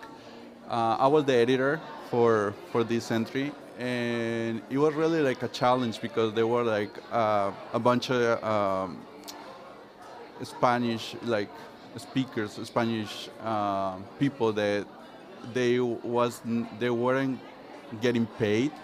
Okay, Spanish people that weren't getting paid. Exactly. Okay, and how did you guys make a difference? What made this so award worthy? Well, actually, like we give them the tools, you know what I mean? And then, so Maria and Candy like did like a whole investigation, and everything. Like everything was like, it came out like so good because we like that's how it is, you know. Like trying to help the community. Yes, and how long Our did you work community. on this particular story? Well, I am editing the story. You know, there were like a bunch of people that they Okay, didn't want yeah, to be. you had reporters and you were the editor? Exactly. Oh, and the editor is so important because you put all the pieces together to make the final product. Exactly. And this one, it was like really challenging because like there was like a bunch of people that they want to be interviewed, but they didn't want to be in front of the camera. So sure. you do have to like, you know, like play a little bit with the voices and everything. So it was like, it was hard. How did it make you feel working on this particular project? Well, I feel like how I feel like in every day, like working from for KDTV is that like we're just trying to help the community, you know. So is this something that you always wanted to do all your life? How did you become an editor for a Spanish TV station? I mean, I do a lot more than that. Like in the, Are you- I'm also like I direct. Oh, sure. I'm sure. an editor, and then I also a photo. But Today we all wear many hats in the industry, right? exactly. Yeah. That's how it is. Like I'm really happy, and then I would like to thanks also. I want to dedicate this Emmy to my dad that Oh. passed away Excuse me. Okay. And why is that? because he always, you know, like told me to follow my dreams, and this is one of them. And I'm so happy, and I know he is so proud of me. I'm It's pretty where's your father today? No, he passed away. Oh, he passed away. I'm sorry. My father passed away too, so I understand So I know how he is very really important that happy. is to you, and I'm so happy for you. Thank and I want to wish you continued success. Thank What you. are your future plans? You still with the TV station? Yeah, definitely. Like I wanna continue work for KDTV. Like you know, like try to make a difference in the Spanish community. I love to hear that. And you are making a difference in the Hispanic community. Trust Thank you me. so much. Growing up Hispanic in the state of California, you are making a difference. And I want to thank you for that. And God bless you. Thank you. And God take bless you care and too. congratulations. Thank you. Thank you. Thank you.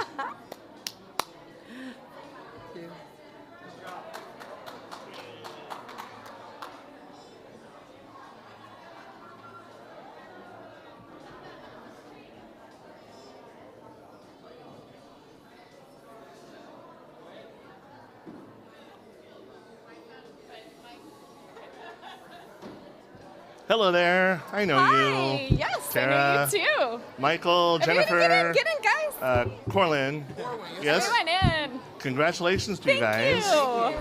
Sorry, I'm over-modulating this thing here. Congratulations. Thank you. So, what's going on? What's going on in your minds right now tonight with this win? We're just really excited because we shot this in the middle of a pandemic when there was so much concern over COVID, and we had so many unanswered questions about it, and we had to go into people's homes and go and interview them, and it was a little bit scary. And I just think we're all feeling now a sense of relief. I get paid off. And this. Basically, we were asked by the Department of Public Health to create this video in order to help our communities of color get vaccinated. And so this particular video was done for the Latino community, and we worked with the Latin Task Force, the Latino Task Force, as well as the Department of Emergency Management, UCSF, in order to produce this. And I think we all exercised our Spanish skills a little bit. And we're just happy because we feel like it really did make a difference. And we know that San Francisco is has one of the highest vaccination rates of any major U.S. city in America. And we're super proud of that. We like to think that maybe we in some small way contributed to that effort. Yeah, definitely. Well, I'd say so. It sounds like it. Sounds like it to me. So. Congratulations. Do you have any words you want to share with anyone at home, or go ahead, you thank guys. anyone? I mean, I just want to say thank you to this crew. It was, like Tara said, we were filming this during pandemic, and we really got a lot closer to each other, which was probably the opposite thing that you want to do during a pandemic. 6 feet apart. But we actually did get closer as a team as we worked on various videos, and we put a lot of heart into every single one of them, and I was really proud to be a part of it. That's great. Thank you to the family. Thank you to my little girl, Ava. So, yeah, excellent. My wife, Alicia. Terrific. Thank you. Anybody else? Jennifer? Hello. Really proud to be a part of this project. It was multiple videos that we did, and so really thankful for the crew that's up here and the crew that wasn't able to make it tonight, and to our fearless leader Tara, who did so many jobs, but to our awesome crew, Mike and Corwin, it was a lot, but it was worth it because we knew we were doing important work. But thanks to my friends, my family, and to my partner Jim, and yay! All right, guys. I better say thank you to my dad, missing you. Thank you to my mom, awesome support for you, my awesome wife, Maria, my lovely daughter, Lila, and my beautiful boy, Lyric. Thank you all for supporting Dad while he goes out and does his job. And I was very happy to service my community where a lot of this was shot in the Bayview, so this is for all of us. All right? And one last thing, Isabel Gutierrez, who did the voice work for this, she couldn't be with us today, actually, because she wasn't feeling well. So we just, want to really recognize her. She was also a part of this project and a really instrumental part of getting this message out to the Latino community. Definitely. That's nice. Thank you so much. Congratulations again. Thank you. Proud of you guys. We're all happy for you. Okay. Thank you. Thank you so much. You got it. Yay.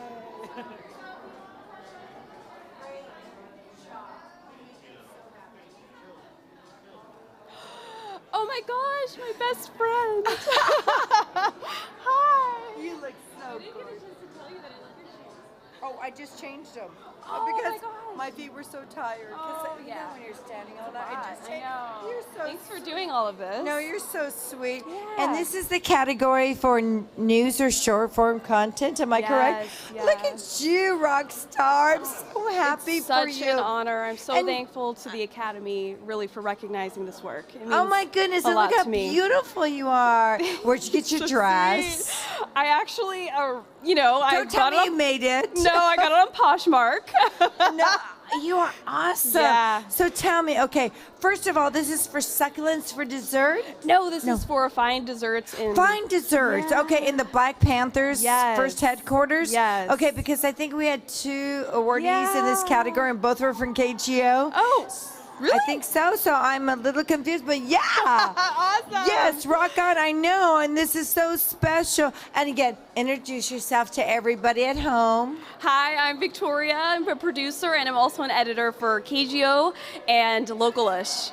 Yeah. Oh my goodness. And how, okay, tell everybody at home, if we haven't seen this particular segment before, what this is all about. Yeah, so it features It's All Good Bakery in Oakland, California, and the place is owned by Kim Cloud. Shout out to Kim Cloud also.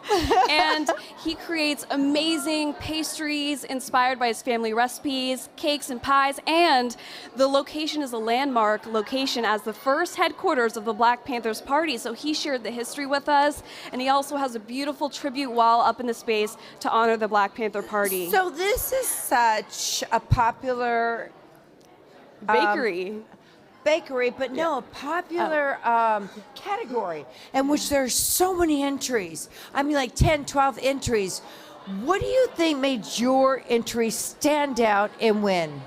Again, having heart, really getting into the story and going deep, and positive stories too. This was such a positive story that interwove history. And again, I can't thank Kim Cloud and his team enough for opening up to us and sharing that beautiful history with us. So And I you think all just those hit- things were a perfect storm. Yeah, you just hit on something, I think, and I'm sorry to interrupt, That's but fine. you hit on something because I have so many people saying to me, we need more good news. We hear so much bad news. You know, when it bleeds, it leads, that kind of stuff. How do you feel about that? Because obviously what you are producing is really another side of life that people need to really tune in and see. And how can they do that? Well, I mean, please watch Localish, right? But when can we find Localish? Localish, well, we have a show on KGO TV. It airs at 6:30 on Sundays on ABC7. And yes, all about positive stories, positive people doing great things in the community is what I'm super passionate about. It is an honor to be able to tell their stories and be a conduit for their stories. And so I'm just on cloud nine. Did you find at any time a connection with this story when you were producing it or telling the story? You know, you find connections in this history, you learn a lot, and that's what I love most about my job is learning and sharing and talking with business owners, small business owners, and hearing these stories, especially this particular story with the history of the Black Panthers Party. It was just so special to learn about that Because space. you probably were really young or not even born when the Black Panthers were around, right? So you learned a lot. Exactly, and I think that's just so beautiful. We want to share that knowledge with other people watching as well. So I'm so happy and proud of you. I Thank cannot you. express it enough. I think I'm your biggest fan. I Oh my really gosh, am. Wait, I'm yours. No, congratulations. Thank I you love so you. much. Oh, Go you're the out and best. celebrate. Thank You good-looking girl. You look at you.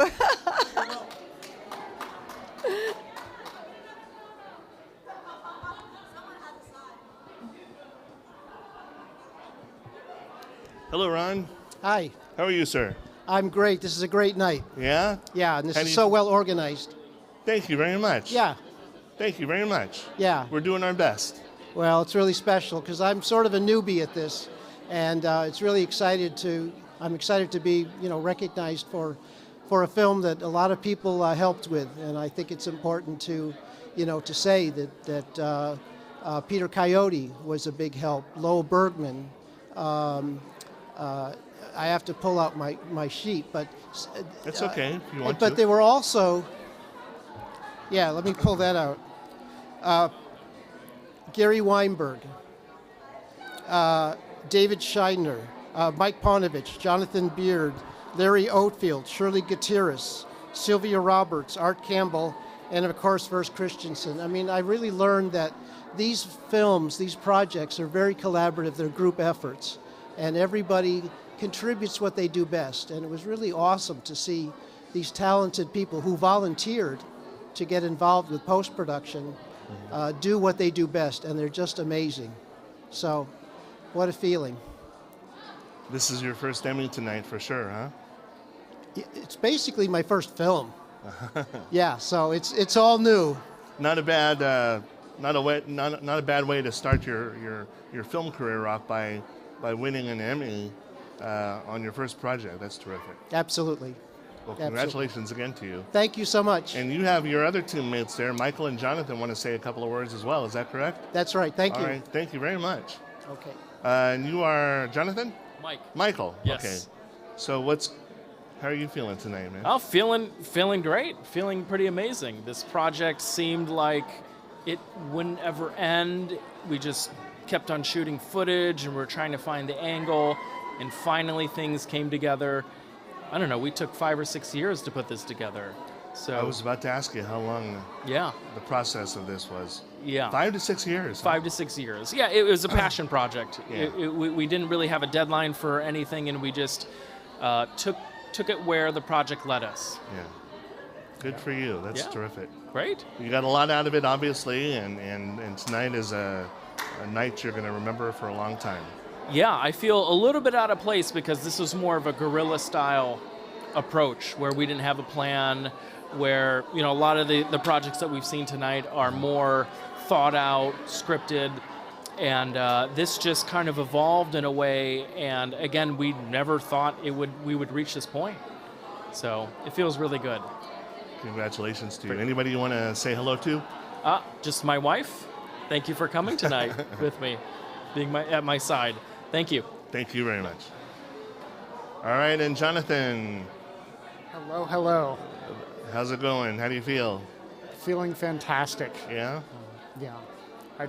This was a story that needed to be told, and I have immense gratitude and admiration for Ron in just his dogged pursuit of telling this story, but also for inviting me to join him on this journey. And doing music for a film, you can't do it alone.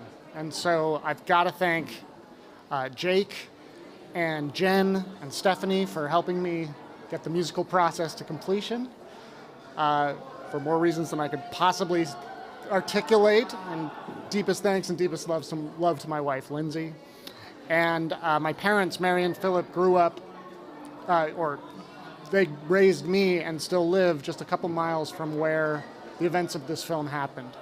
And so I have deep thanks and gratitude to them. Also, thanks to Edward and Henry, great professional partners who make work every day a joy. And I gotta say happy birthday and congratulations to Victoria. So I just feel really grateful. So thanks. Good night tonight. A good night tonight in your life, right? Absolutely. There you go. And wonderful for this film to get some more exposure for this very important story. Yeah, definitely. So. Well, and it's I'm sure it's an honor. It's an honor for you to have been able to help tell that story as well. Certainly. And to be able to use music, which is my mode of storytelling, as a way to help pass that story along. Congratulations again. Thank you. All right.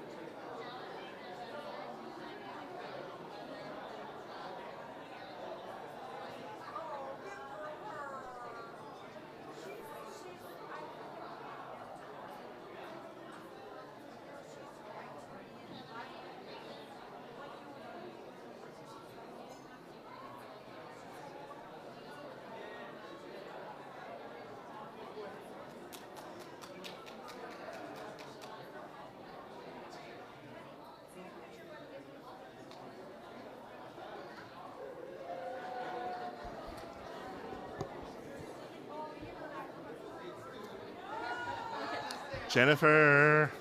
Hi. Congratulations. Thank you so much. Is this number 2? This is number 2 in your career, right? This is number 2. I was pregnant, very wobbly for the first one. And I was back at home when it was announced. So it's extra special to be here. Oh my God! I'm so happy for you. Thank you. I would watch you all the time. Thank you. Roberta was your mentor, right? Yeah. Yes, I went to San Francisco State University studying meteorology, so I would idolize her. So just to be here in her presence means the world to me. I can't even describe it. And she gets to see you with your own Emmy for weather. Awesome, pretty awesome. I can't even describe what this means. Personally, 2021 was a very challenging year for me. So I'm just very blessed to work in a place where Hawaii News Now, no matter what we're going through, we can put our troubles aside and really thrive. They give us that support. They give us the tools we need to feel creative. And I'm just so grateful for that. And to be with such a talented team at Hawaii News Now and to call them family means so much, and it's just incredible to me. You guys are a good shop, that's for sure. all of the stations on the island, you guys do such great work. And I also wanted to say that my grandpa passed away last year, which was really hard on me, but I feel his presence here tonight. We did an oli. There's more than 100 people from Hawaii, and we were just calling on all the ancestors to come here in their presence. And I really feel my grandpa here by my side. And I just want to say, did I tell you today that I love you, Grandpa? And I miss you, and I thank you. And I just want to thank my family, my biggest cheerleaders, my mom, my dad, my sister Lisa, and my sister Linda, and also my brother Robin, and also just their families too, and also my nieces and nephews, my sunshines. I call them my sunshines, S-O-N, sunshines. Ethan and Orion, their dad Seth, and just incredible godparents, Kathy and Jim. Just amazing support, and so I'm so grateful for this moment. So thank you. Let me ask you real quick before you go, what do you think your grandpa would be saying to you right now? He'd say, "Oh, girl, you did it," and he would just tell me that he knew and believed in me. But we had this thing where we'd always try to beat each other and saying, "Did I tell you today that I love you?" So I think he would try to tell me that he loves me. Well, congratulations again, and I'm sure he would be telling you that for sure if he were here right now. Thank you so much. Congratulations to you. And thank you for this experience. It means so much. Oh, you're welcome. We're glad you came over here to the Bay Area, and we'll hope to see you back here again next year for sure. Yeah, it's full circle, San Francisco State and back here. So This feels like home too. So thank you. Thank you. Congratulations again. Proud of you. Do you just walk off? Yeah.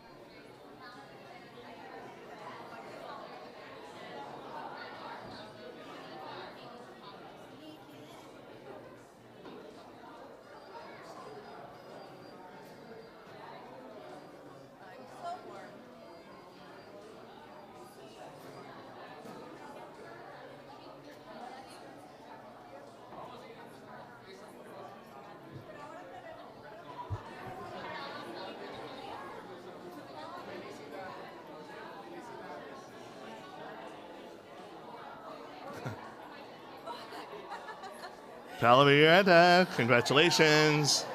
Thank you so much. This is new. This is talent news anchor, correct? Yes, that is. Oh my God, believe me, I'm so happy. I can't believe it because I'm from Bolivia.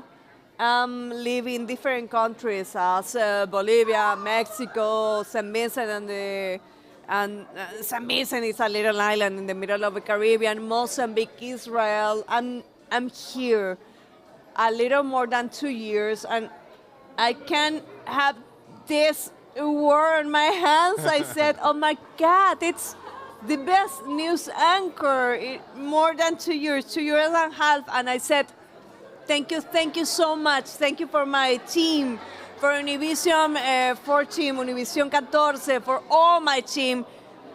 I know, I have a lot of names. Raúl Rodríguez, Chris Peña, Luis Felipe Godínez, Carolina Núñez, Stephanie Haro, all my producers, all my directors, all my reporters.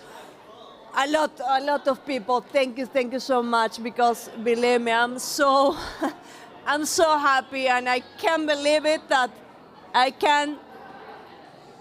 have this thing on my hands, and I said, thank you so much. A lot of things, a lot of people, and thank you so much. It's a very special honor for sure. Thank you. I have a friend here. Thank you. And I have my husband here. It's amazing. My husband, thank you so much, because he gave me a lot of support, and thank you so much, because and all of people know that after COVID, we have a little hard time, and I learned here because I had a lot of time alone here, and that were, I don't know, amazing. Just amazing. It is amazing. Thank you. Thank you so much. Congratulations again. Thank you. I know how happy he is. I can see him smiling. Thank you so much. Very proud of you. Very proud of you. And I want to say this in Spanish. Muchas gracias, porque tú fuiste mi apoyo, tú fuiste mi ayuda. Tú me apoyaste en todo este tiempo difícil, que tú no estuviste acá, pero me apoyaste en todo. Mi familia en Bolivia, gracias, porque los amo con todo mi corazón, y sé que en cada minuto, en cada paso que ustedes están acá. Y a mi papá, que está en el cielo, thank you so much, porque yo sé que mi papá siempre me acompaña.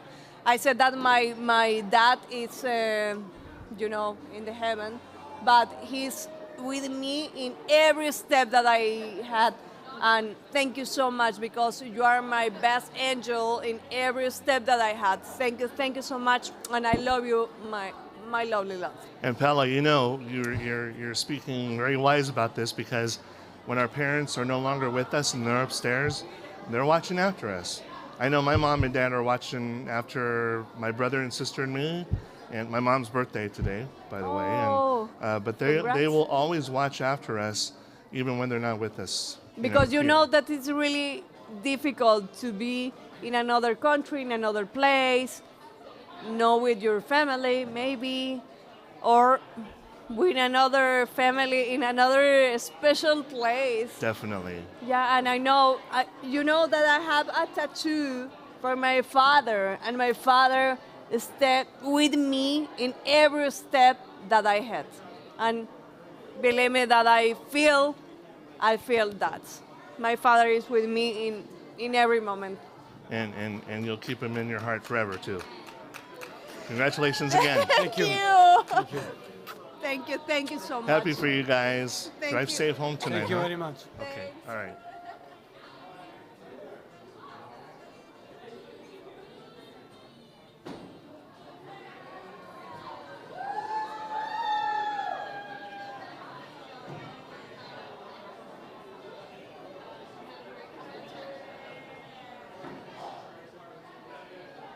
Joanne Mercado Ricks, yes, right? Yes. Congratulations to you. Thank you.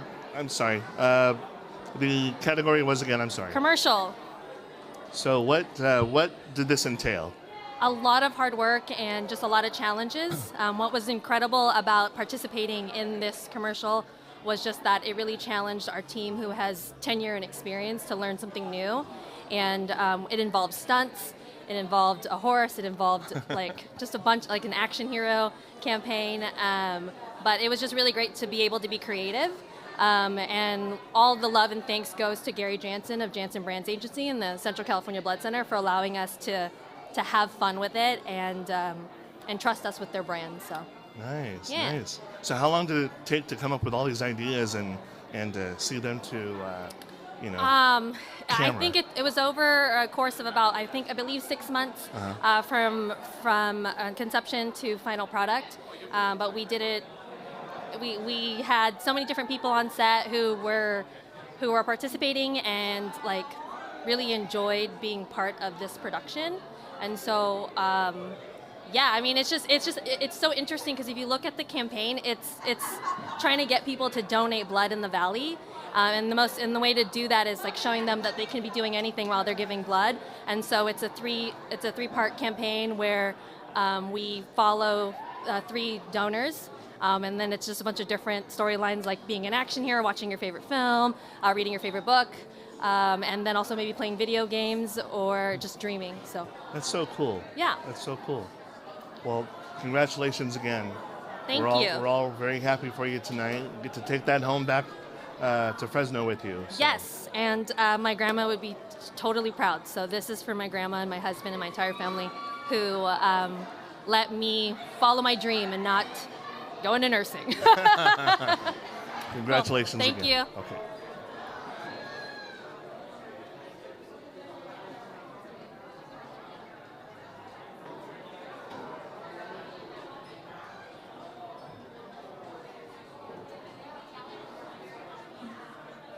Hi, Laura. Hello, how are you? I know you. How's it going? It's great. How's your night going? So far, so good. Yeah. You know, it's a great night here. It's nice to have all of us together again for the first time in 3 years. And how's the night going for you? Obviously, Well, it's very, great. Very well. It's Yes. great. Really good. And I didn't get the chance to congratulate Vern on also being nominated. He's been so kind to me ever since I got here 4 years ago, and so I wanted to make sure that Vern got a shout out as well. There you go. There you Yeah. go. Well, you're amongst great company in the sports world here in the Bay Area. You That know? is for sure. I So- definitely feel that. A lot of really talented people that I get to work alongside every single day, and it's not something I take for granted. It's really special. Hey, let me ask you a question. So, like last year, for example, here we are in this pandemic, and what was your experience like?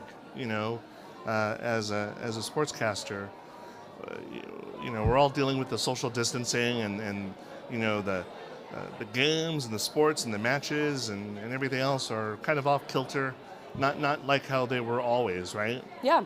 But we persevered. But what was that like for you? Your experience? It's actually kind of still going on in the sports world. A lot of locker rooms still aren't open, although that's changing in 2022. But a lot of the stories and the conversations that you have with players happen one-on-one in a locker room setting or off on the sideline at a practice. And that was a new experience for many people in sports, not having those conversations and having to still come up with content and deliver that. So I think we're all excited to be back together, especially in sports too, to be able to have the venues open back up. I was watching, I covered Sharks games with no one in the stands. It was me and Curtis Brown sitting there reporting on a Sharks game. It was quite the experience to be able to watch an NHL game in that manner, but very weird. It's a little strange. Very strange. Yeah, it's So much of sports is created off of the energy of the fans and the people that are around. And so that was definitely missing in 2020 and carried over a little bit into 2021, but glad everybody's back at the venues. Yeah. And hopefully, as we keep moving forward, that we'll finally get out from under this the remnants of the pandemic and get back to normal again. So. Yep, that's the truth. Thank you so much. Congratulations again. Thank you. Happy for you. Thanks. Okay.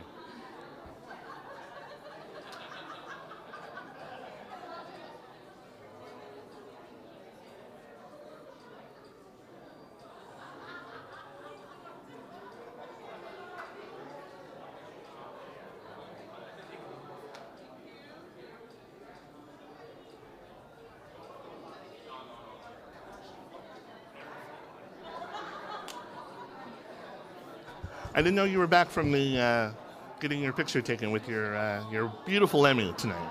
I'm sorry? I said I didn't realize you were already done taking your picture with your Emmy. So Simone, right? Yes. Congratulations to you. Thank you so much. What's going on through your head right now tonight?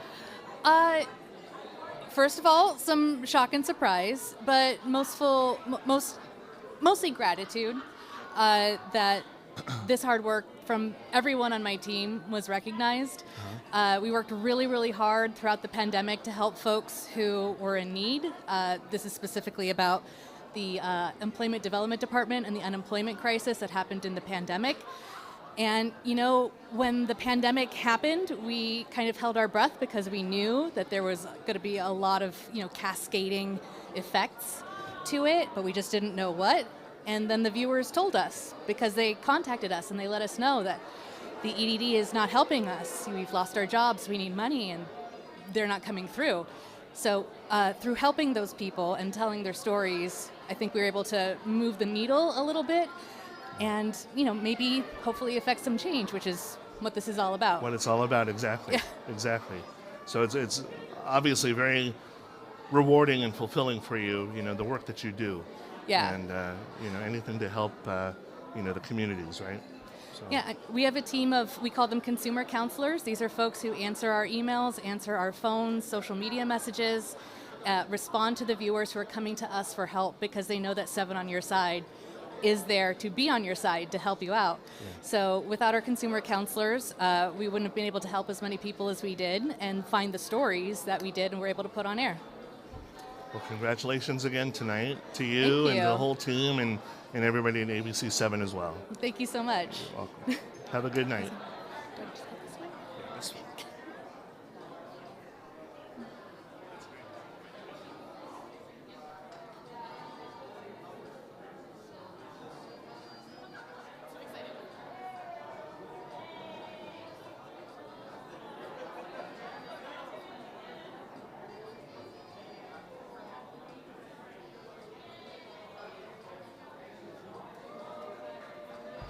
Hello. How's it going? Good, good, good. Hawaii is being well represented tonight, so congratulations. This is for Media Market Best Newscast, right? Yeah. Daytime, congratulations. Thank you. Tell us about how special your newsroom is. Oh, gosh, our newsroom is beyond remarkable. And First at 4 was created 2 years ago as a way to bring immediacy and bring messaging to our viewers. And when the thing is, Hawaii is so dynamic with so many different things happening, and First at 4 was designed to mobilize that and combine those efforts. And the strength of a newsroom is all about its team, and we just have an incredible team of professionals that understand the immediacy of covering a big event, of owning a big event, of telling a story in a dynamic way, and to have a newsroom of anchors, reporters, producers, management, where it's like they understand what is unfolding. If something is developing, if something is breaking, we need to get out there and we need to cover it the right way. We need to own the story and make sure the entire state knows what is happening. And so that's just to be a part of that ohana really is something else. In other words, don't be the follower, be the leader, right? Exactly. It's pave the way yourself. Exactly. Yeah. It's our responsibility to tell that story, to tell what is happening. We think back to, the newscast that was honored tonight. That was a time that was absolutely devastating for so many people across the state. All of a sudden, just torrential downpours. So many communities flooded. We needed to have team coverage. We needed to mobilize and to have our reporters out in the elements, to have our producers telling them hey, we know you can't talk right now, or your signal's going in and out, but we got to show what is unfolding. And so it really is amazing to be a part of. Anyone you'd like to say hello to tonight or thank? Well, first off, I'd like to thank the entire Hawaii News Now ohana. Just the fact that we've been able to be a part of this and to launch this show. I still think back to our rehearsals all together. Ashley Nagaoka, Jennifer Wong, Anthony Ferrari. Think back to our test rehearsals and what it looked like going through a set change. and just to have this newscast develop. Personally, I want to thank my wife and family. My wife Ashley, we've had 3 babies in a year. We had twins and we had another baby, and so just her support and being able to come back home and have our family, and having her support and understanding what we do in the newsroom and the stories that we tell and our job that we have. It really is amazing, and thank you to the team for putting up with all the days off, random days off. I gotta go. So yeah. Well, congratulations to all of you guys again tonight. Are you staying in the Bay Area for a couple of more days, or you guys are off and running tomorrow? I think we're all on the early morning flight, wow. So maybe not sleeping. Just I think you just have to stay up, right, till the next flight. Yeah. Well, safe travels back to Hawaii, and we hope you'll be back with us again next year, back here in San Francisco for next year's Emmys. Mahalo nui. Congratulations again. Yes. Thank you. You bet.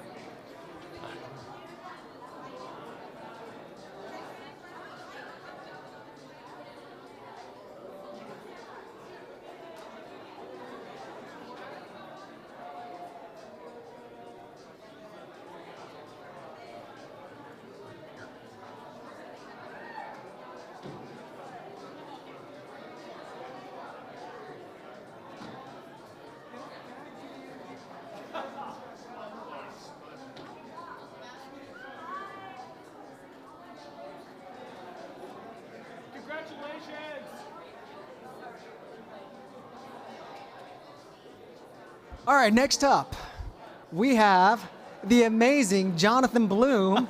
Of course, this is video journalist, no time limit. So Bloom, this is your 3rd Emmy of the night. What's going through your mind? I've kind of run out of words. I'm incredibly grateful. I'm speechless, right?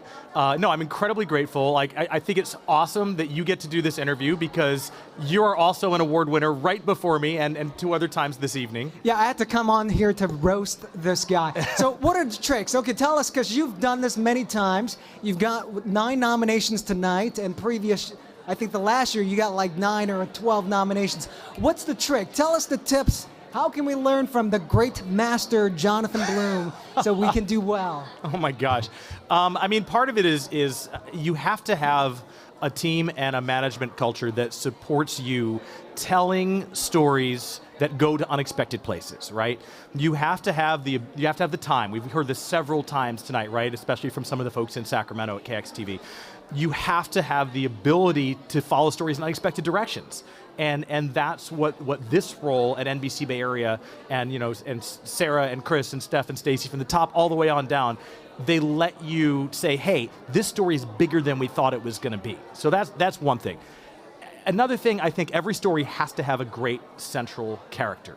Whether it's Mason Deinhardt, this actor who turned into a prolific Olympic memorabilia collector, or whether that's Minna, this skateboarding prodigy, or whether it's, and talk about unexpected, a bunch of birds that are the most incredible parents you could possibly ask for, protecting their young by attacking reporters and photojournalists. Okay, before you go, let's talk a little bit. I'm sure Mom is watching at home. I don't know if you guys mentioned that earlier. Any message to Mom watching? Is she, by the way, Mom, you have been as good a parent as the Seagulls are. You have been as good a parent as Minna's skateboarding parents are. You've been supportive of me through all of this, and I am forever in your debt. All right, Bloom, before I let you go, any closing thoughts, anything else you want to say? This has been an incredible experience. As you know, this has been my first time winning one of these in front of a live audience, and it's overwhelming and humbling. Congratulations to the great Jonathan Bloom. Congratulations to you. Thank you very much, and this is Video Journalist, No Time Limit. Congrats, Bloom. Thank you.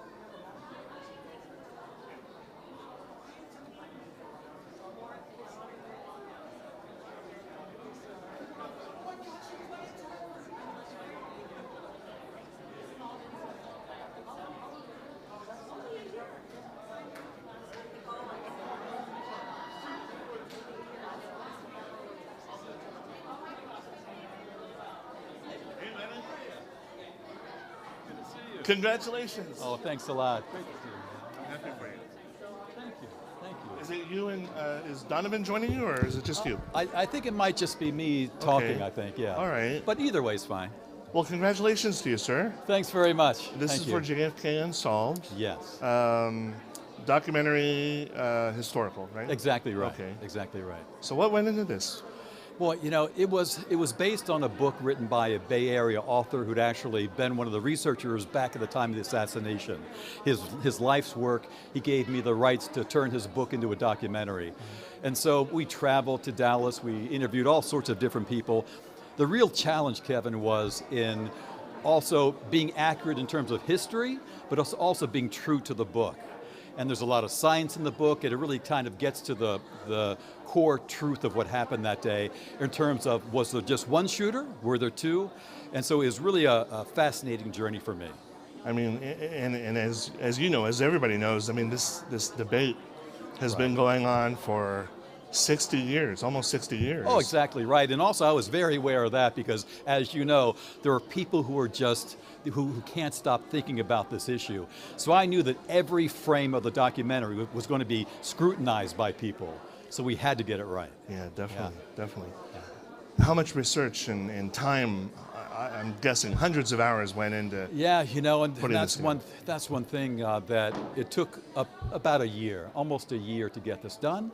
And that's one thing that I really appreciate the station doing, freeing me up for a large portion of that time to travel, to research, and just to write and produce this. It was a beast to write. I bet it was. But I'm happy with how it turned out.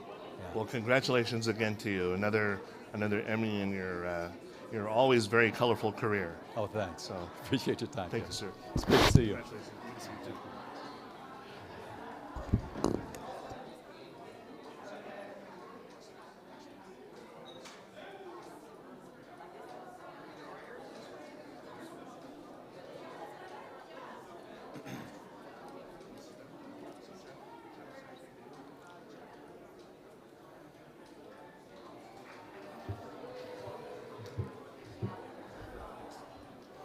Hello. Hey guys, how are you? Hey, good. Thank you. Afterburn takes it home tonight, huh? Yeah, we got a couple of these beautiful little ladies tonight, and it's bittersweet because it happened because of an event that ruined a lot of people's lives. You know, Yeah. we lost 850 north of that homes, cabins during the Creek Fire. But it was for me personally, for David behind me over here too. We grew up in the area where the fire burned. Oh, did you really? We did. Oh, okay. So, in fact, I was evacuated for the first night of the fire, and we knew right there that day we were going to tell this story. And we started working on it the day the fire started, and the film took a year to produce. We went through the whole process of really trying to get into how it started, and that culminated with filming in August of last year, and a pretty grueling production schedule to get it all done. But we're glad we were able to tell the story. I would imagine grueling. I mean, I'm sure it was more than just a few days of your being out there. Yeah. You know, shooting and interviewing. Lots of folks to interview, lots of complicated moving parts, and still a lot of controversy as to how the fire started. So, we're very, all three of us are very proud to have told that story. And really, for us tonight, this award goes to the Cal Fire, the Fresno County Sheriff's Office, and the United States Forest Service. They fought that fire. It went to 400,000 acres. It started on Labor Day weekend, 2020. Not one fatality in the fire. Wow. Yeah. Thank you. Not bad. Not bad. Yeah. Anything else you'd like That's to it. say? No, we had a great night tonight. I think we took home a few of these, so it's been a big night. It's actually, my head's still spinning. So yeah, but I just want to thank Zach and David too for Outside Beyond the Lens and for American Grown that we worked on. So it's been a great night. Thank you for having us. Oh, you bet. Yeah. Congratulations. Appreciate again. it. Drive safe going home. Thank you. Okay.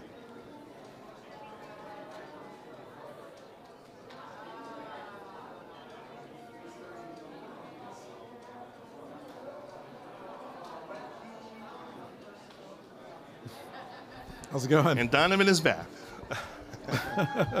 Congratulations, sir. Oh, thank you so much. JFK Unsolved. Mm-hmm.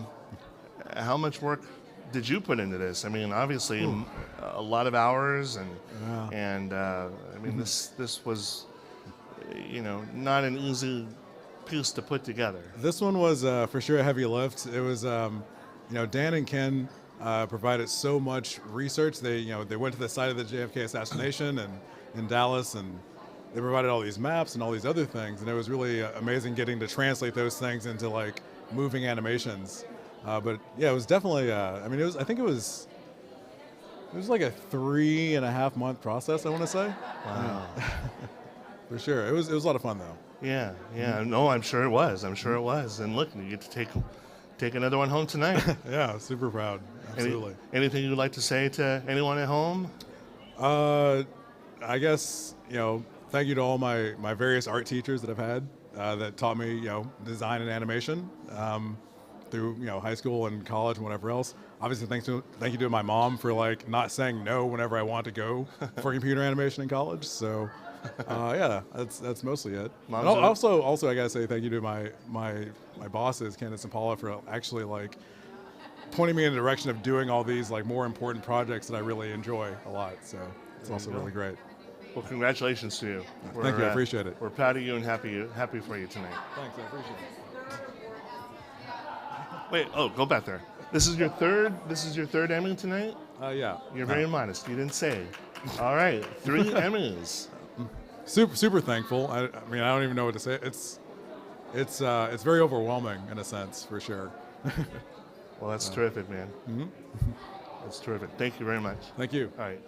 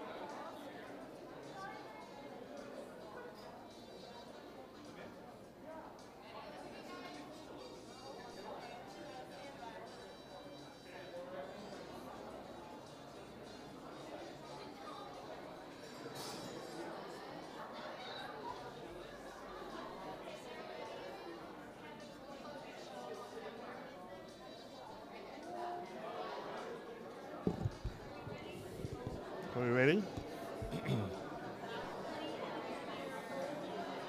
Hi there. Congratulations to you guys. Thank you. Kemi and Preetu, right? Yes, yes. How's it feel tonight? How you feeling? It's amazing, and our little filmmaking team actually, I think, represents the diversity that is California.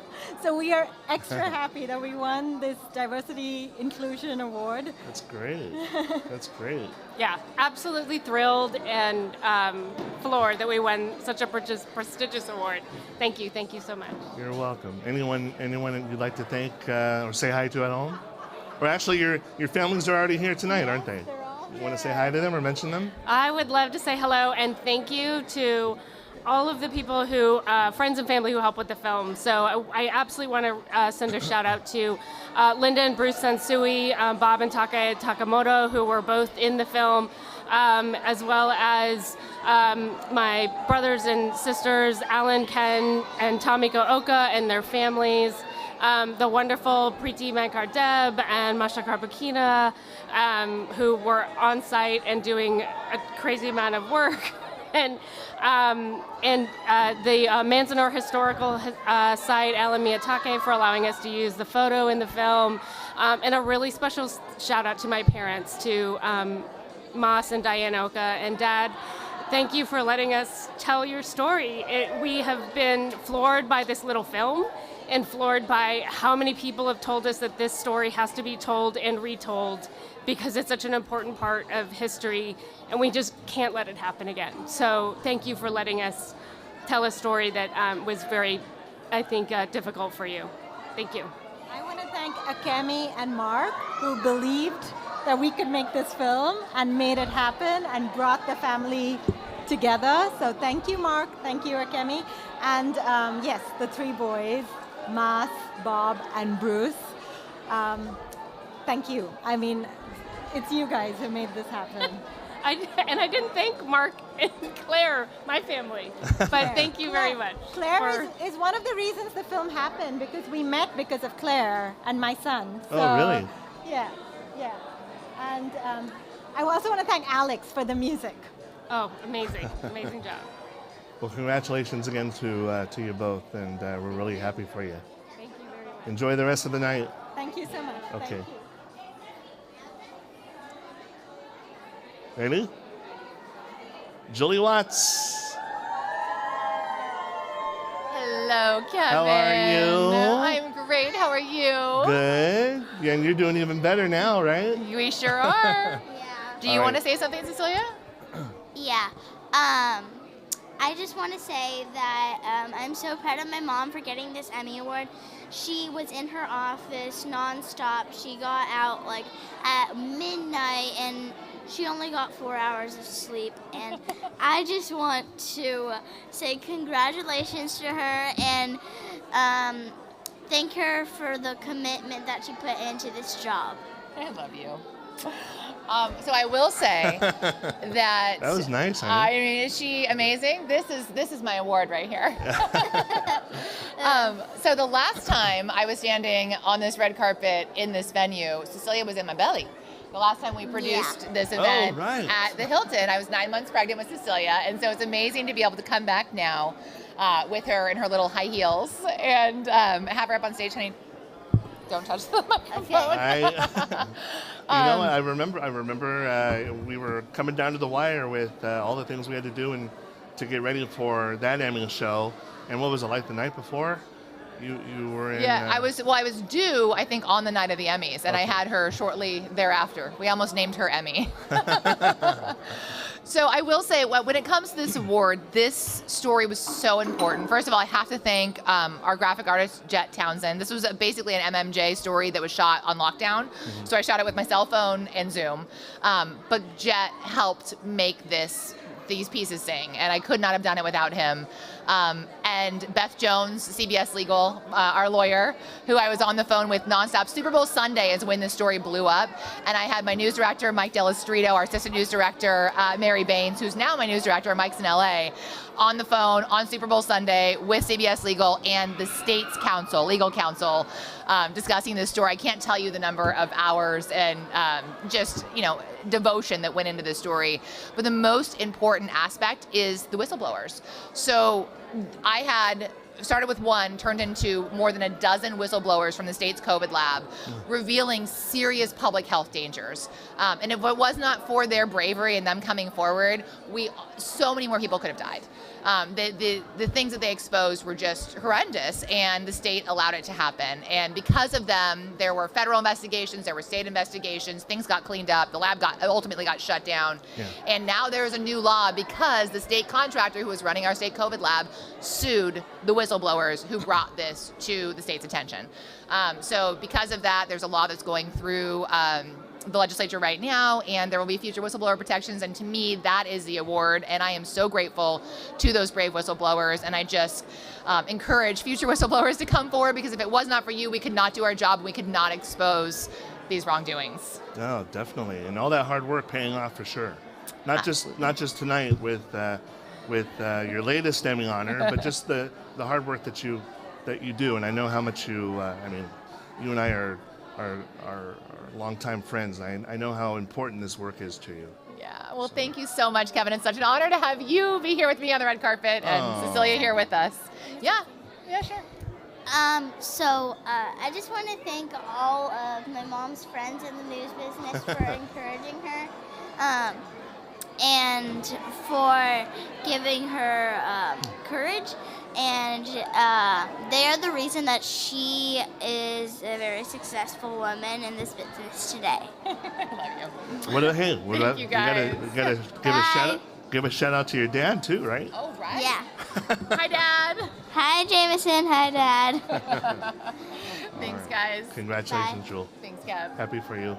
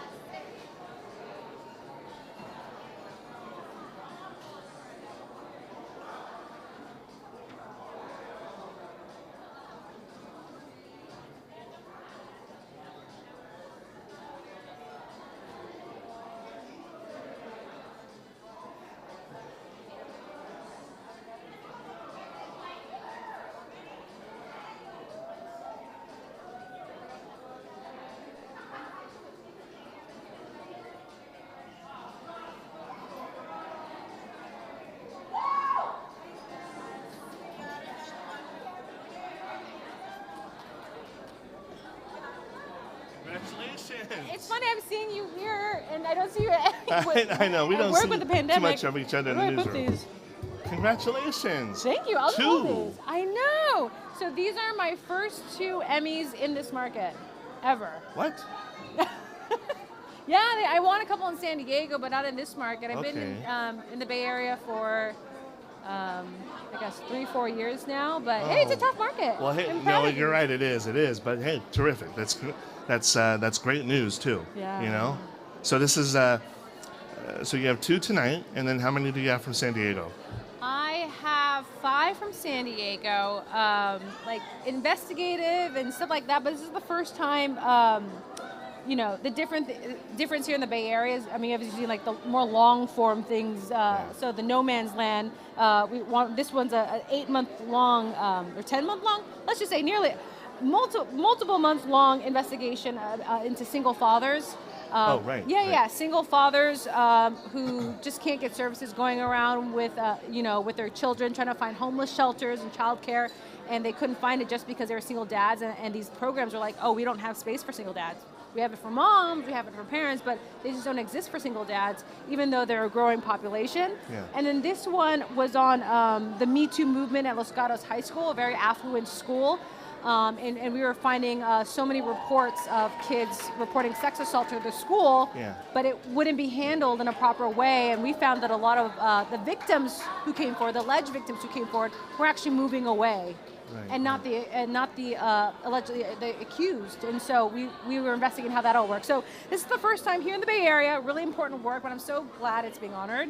It's beyond my wildest dreams. Like, this is the work that I've always wanted to do. Hey, and you're a local girl too. You grew up here. Yeah. So. Born in Oakland, raised in Union City. Now I'm living on the peninsula, and lived in San Francisco. I think I've lived all around the Bay.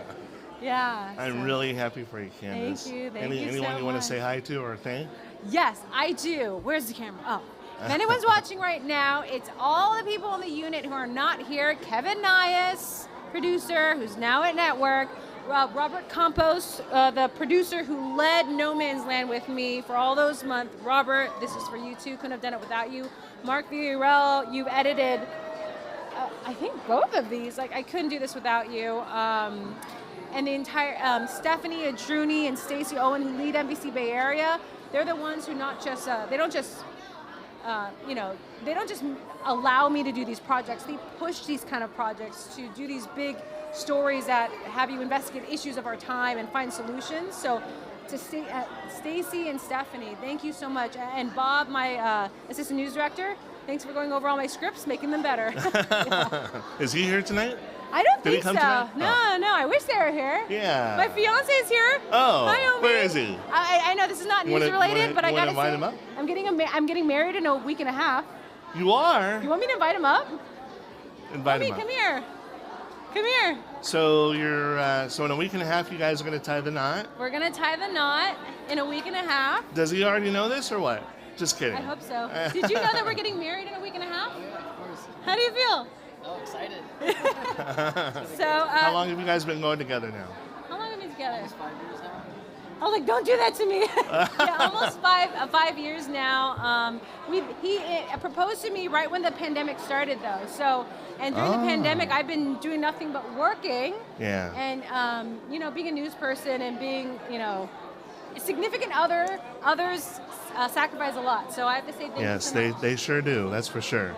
They sure do. Well, congratulations to you guys on tying the knot in a week and a half. And as far as you're concerned, congratulations on these 2 beautiful statuettes tonight for you, and all the hard work you do at the NBC Bay Area Investigative Unit. Thank you. Thank you so much. Congratulations. All right, bye. Okay.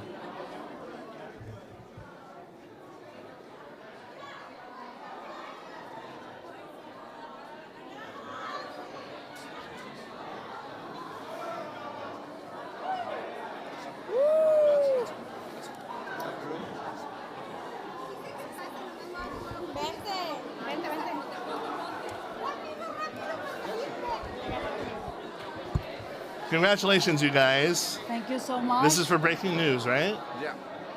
I'm happy for you. Who wants to talk? Don't forget, we're on camera right now. All of us. We're very happy to get this award, but we want to honor the victims of the BTA shooting, the deadly shooting in the history of the San Francisco Bay Area. Because while we're celebrating here, many of the families and survivors are still grieving and trying to get closure on what happened that day, on the 26th of May, 2021. At Univision 14, we keep our commitment to doing and telling stories with compassion, ethics, and also empathy. We dedicate this to all, we keep honoring and remembering the victims of the BTA shooting. Yes. You know, Univision Bay Area, we're really about the community, telling their stories and trying to change the aspect of what we do in really a different way. I know that's what, as journalists, we all want to hear, you know, the insiders. This is breaking news, by the way. This was a crazy tragedy in the Bay Area that marked us all. But in the middle of the chaos, in the middle of the craziness, we saw a team that came together and really said, you know what? We're in this for the real deal. We're in this for the long haul. And the dedication of everyone, literally without enough battery, without enough sleep, without, you know, breaking news, nonstop coverage. And the community was there to listen, to come through with this. And breaking news, because everybody wants to know what's happening, but they want to know the behind the scenes. They want to hear the families. They want to honor the family. We want to honor the families that, in another mass shooting, this is Governor Newsom that day, I was there. He said, the real pandemic is the issue we have in the United States with guns. This is a time to stop violence. This is the time to stop the issues that are going on in our nation. And as a team, we come together to say, this is the time to stop all the nonsense and declare war for peace, for love, and for unity, because that's what our nation needs. Unity and love and peace, and that's what our team represents. Univision Bay Area, we are literally 5 cats, but we're putting this together every single day with all our heart and our might and our everything we have. And tonight, it shows. Thank you, Bay Area. Thank you, community. Thank you, everybody that's out there. This is Congratulations, a team you that loves guys. this Congratulations. I'll just say a couple of words. Yeah, we won this for breaking news for the VTA shooting. We don't take holidays off. We don't take birthdays off. We, you know, if news breaks, we're there. This happened on my birthday. I showed up. We put together an Emmy-winning newscast to try and, you know, inform our community and keep people safe. So I thank you for the award. We're happy for you. Congratulations. Anyone else? Okay, you know that as breaking news, that kind of stories as the, I don't know, I don't want to say that the best stories of us, but the best stories as a journalist. But honestly, I don't want to say that kind of stories again. I don't want to say again someone with a shot, with a guns, in our country, in our city, in our county. Please, please do something, because this is the moment, because we are all together. We said, please do something. We have no more guns in our countries. We have no more guns in our houses. Please do something, because our journalists, we said, stop for this, please. I don't want to say, okay, I have that Emmy because I said, I told some story about guns for some guns story. Please, please stop the guns. Please, the government in California, the government in our country, in United States, please stop the guns in our countries. That's it. Thank you. Thank you so much, guys. Congratulations again to you. Thanks so much.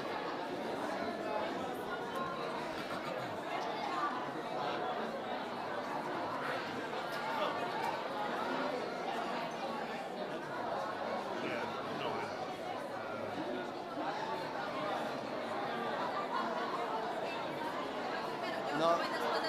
Okay. Thank you and you're welcome. Esto online. Habla tú. Habla tú por todo. Habla tú por todo. I know you guys. Yes, we're back. Hi. Congratulations. Thank you very much. This is a terrific honor for you, huh? Yes. What's going on in your mind right now? Right now, I'm thinking about. It's such an honor to have this award right now because the name of this award is Excellence in Newscasting, and that is something that we work so hard every day in our company. Telemundo 48, I see these people working so hard every day just to give quality and responsible information to our viewers. So the word excellence really just give me that sensation that I have every day when I see my coworkers working so hard. Is inspiration. So that's what is happening right now in my mind. Yeah. Thank you so much. Anything you want to say? I'm so humbled to be working with excellent colleagues, my bosses, the station, my boss, you work with us. It's just a chain of events. So I'm thankful to everyone that has helped me. So, cheers. Congratulations. I just want to say thank you to Telemundo 48. That was the first station that believed in me and gave me the opportunity to work as weather anchor, and to my family that are watching in Puerto Rico. Terrific. Thank you so much. I am so proud of you guys. Yeah, thank you very much. And can I say a few words in Spanish? Sure. Nada más quisiera agradecerle a todo mi equipo de Telemundo 48. De verdad que yo veo todos los días a mis compañeros y es gente que va, trabaja, le pone el alma, el corazón, sudor, lágrimas y todo a este noticiero. Así que realmente me siento muy orgullosa de decir que soy parte de este equipo y este premio simplemente significa todo lo que yo veo todos los días en mis compañeros que trabajan tan fuertemente para darle la información a nuestra comunidad, a la comunidad hispana del área de la Bahía. So thank you very much, and I'm just gonna use this to say thank you to my family. Because honestly, my family in Colombia, mis amigos, and my mom and my dad, they are watching this live. Muchísimas gracias, papi, mami. Esto es para ustedes. Thank you very much. Yes. Congratulations again. Thank you. You guys drive safe going home.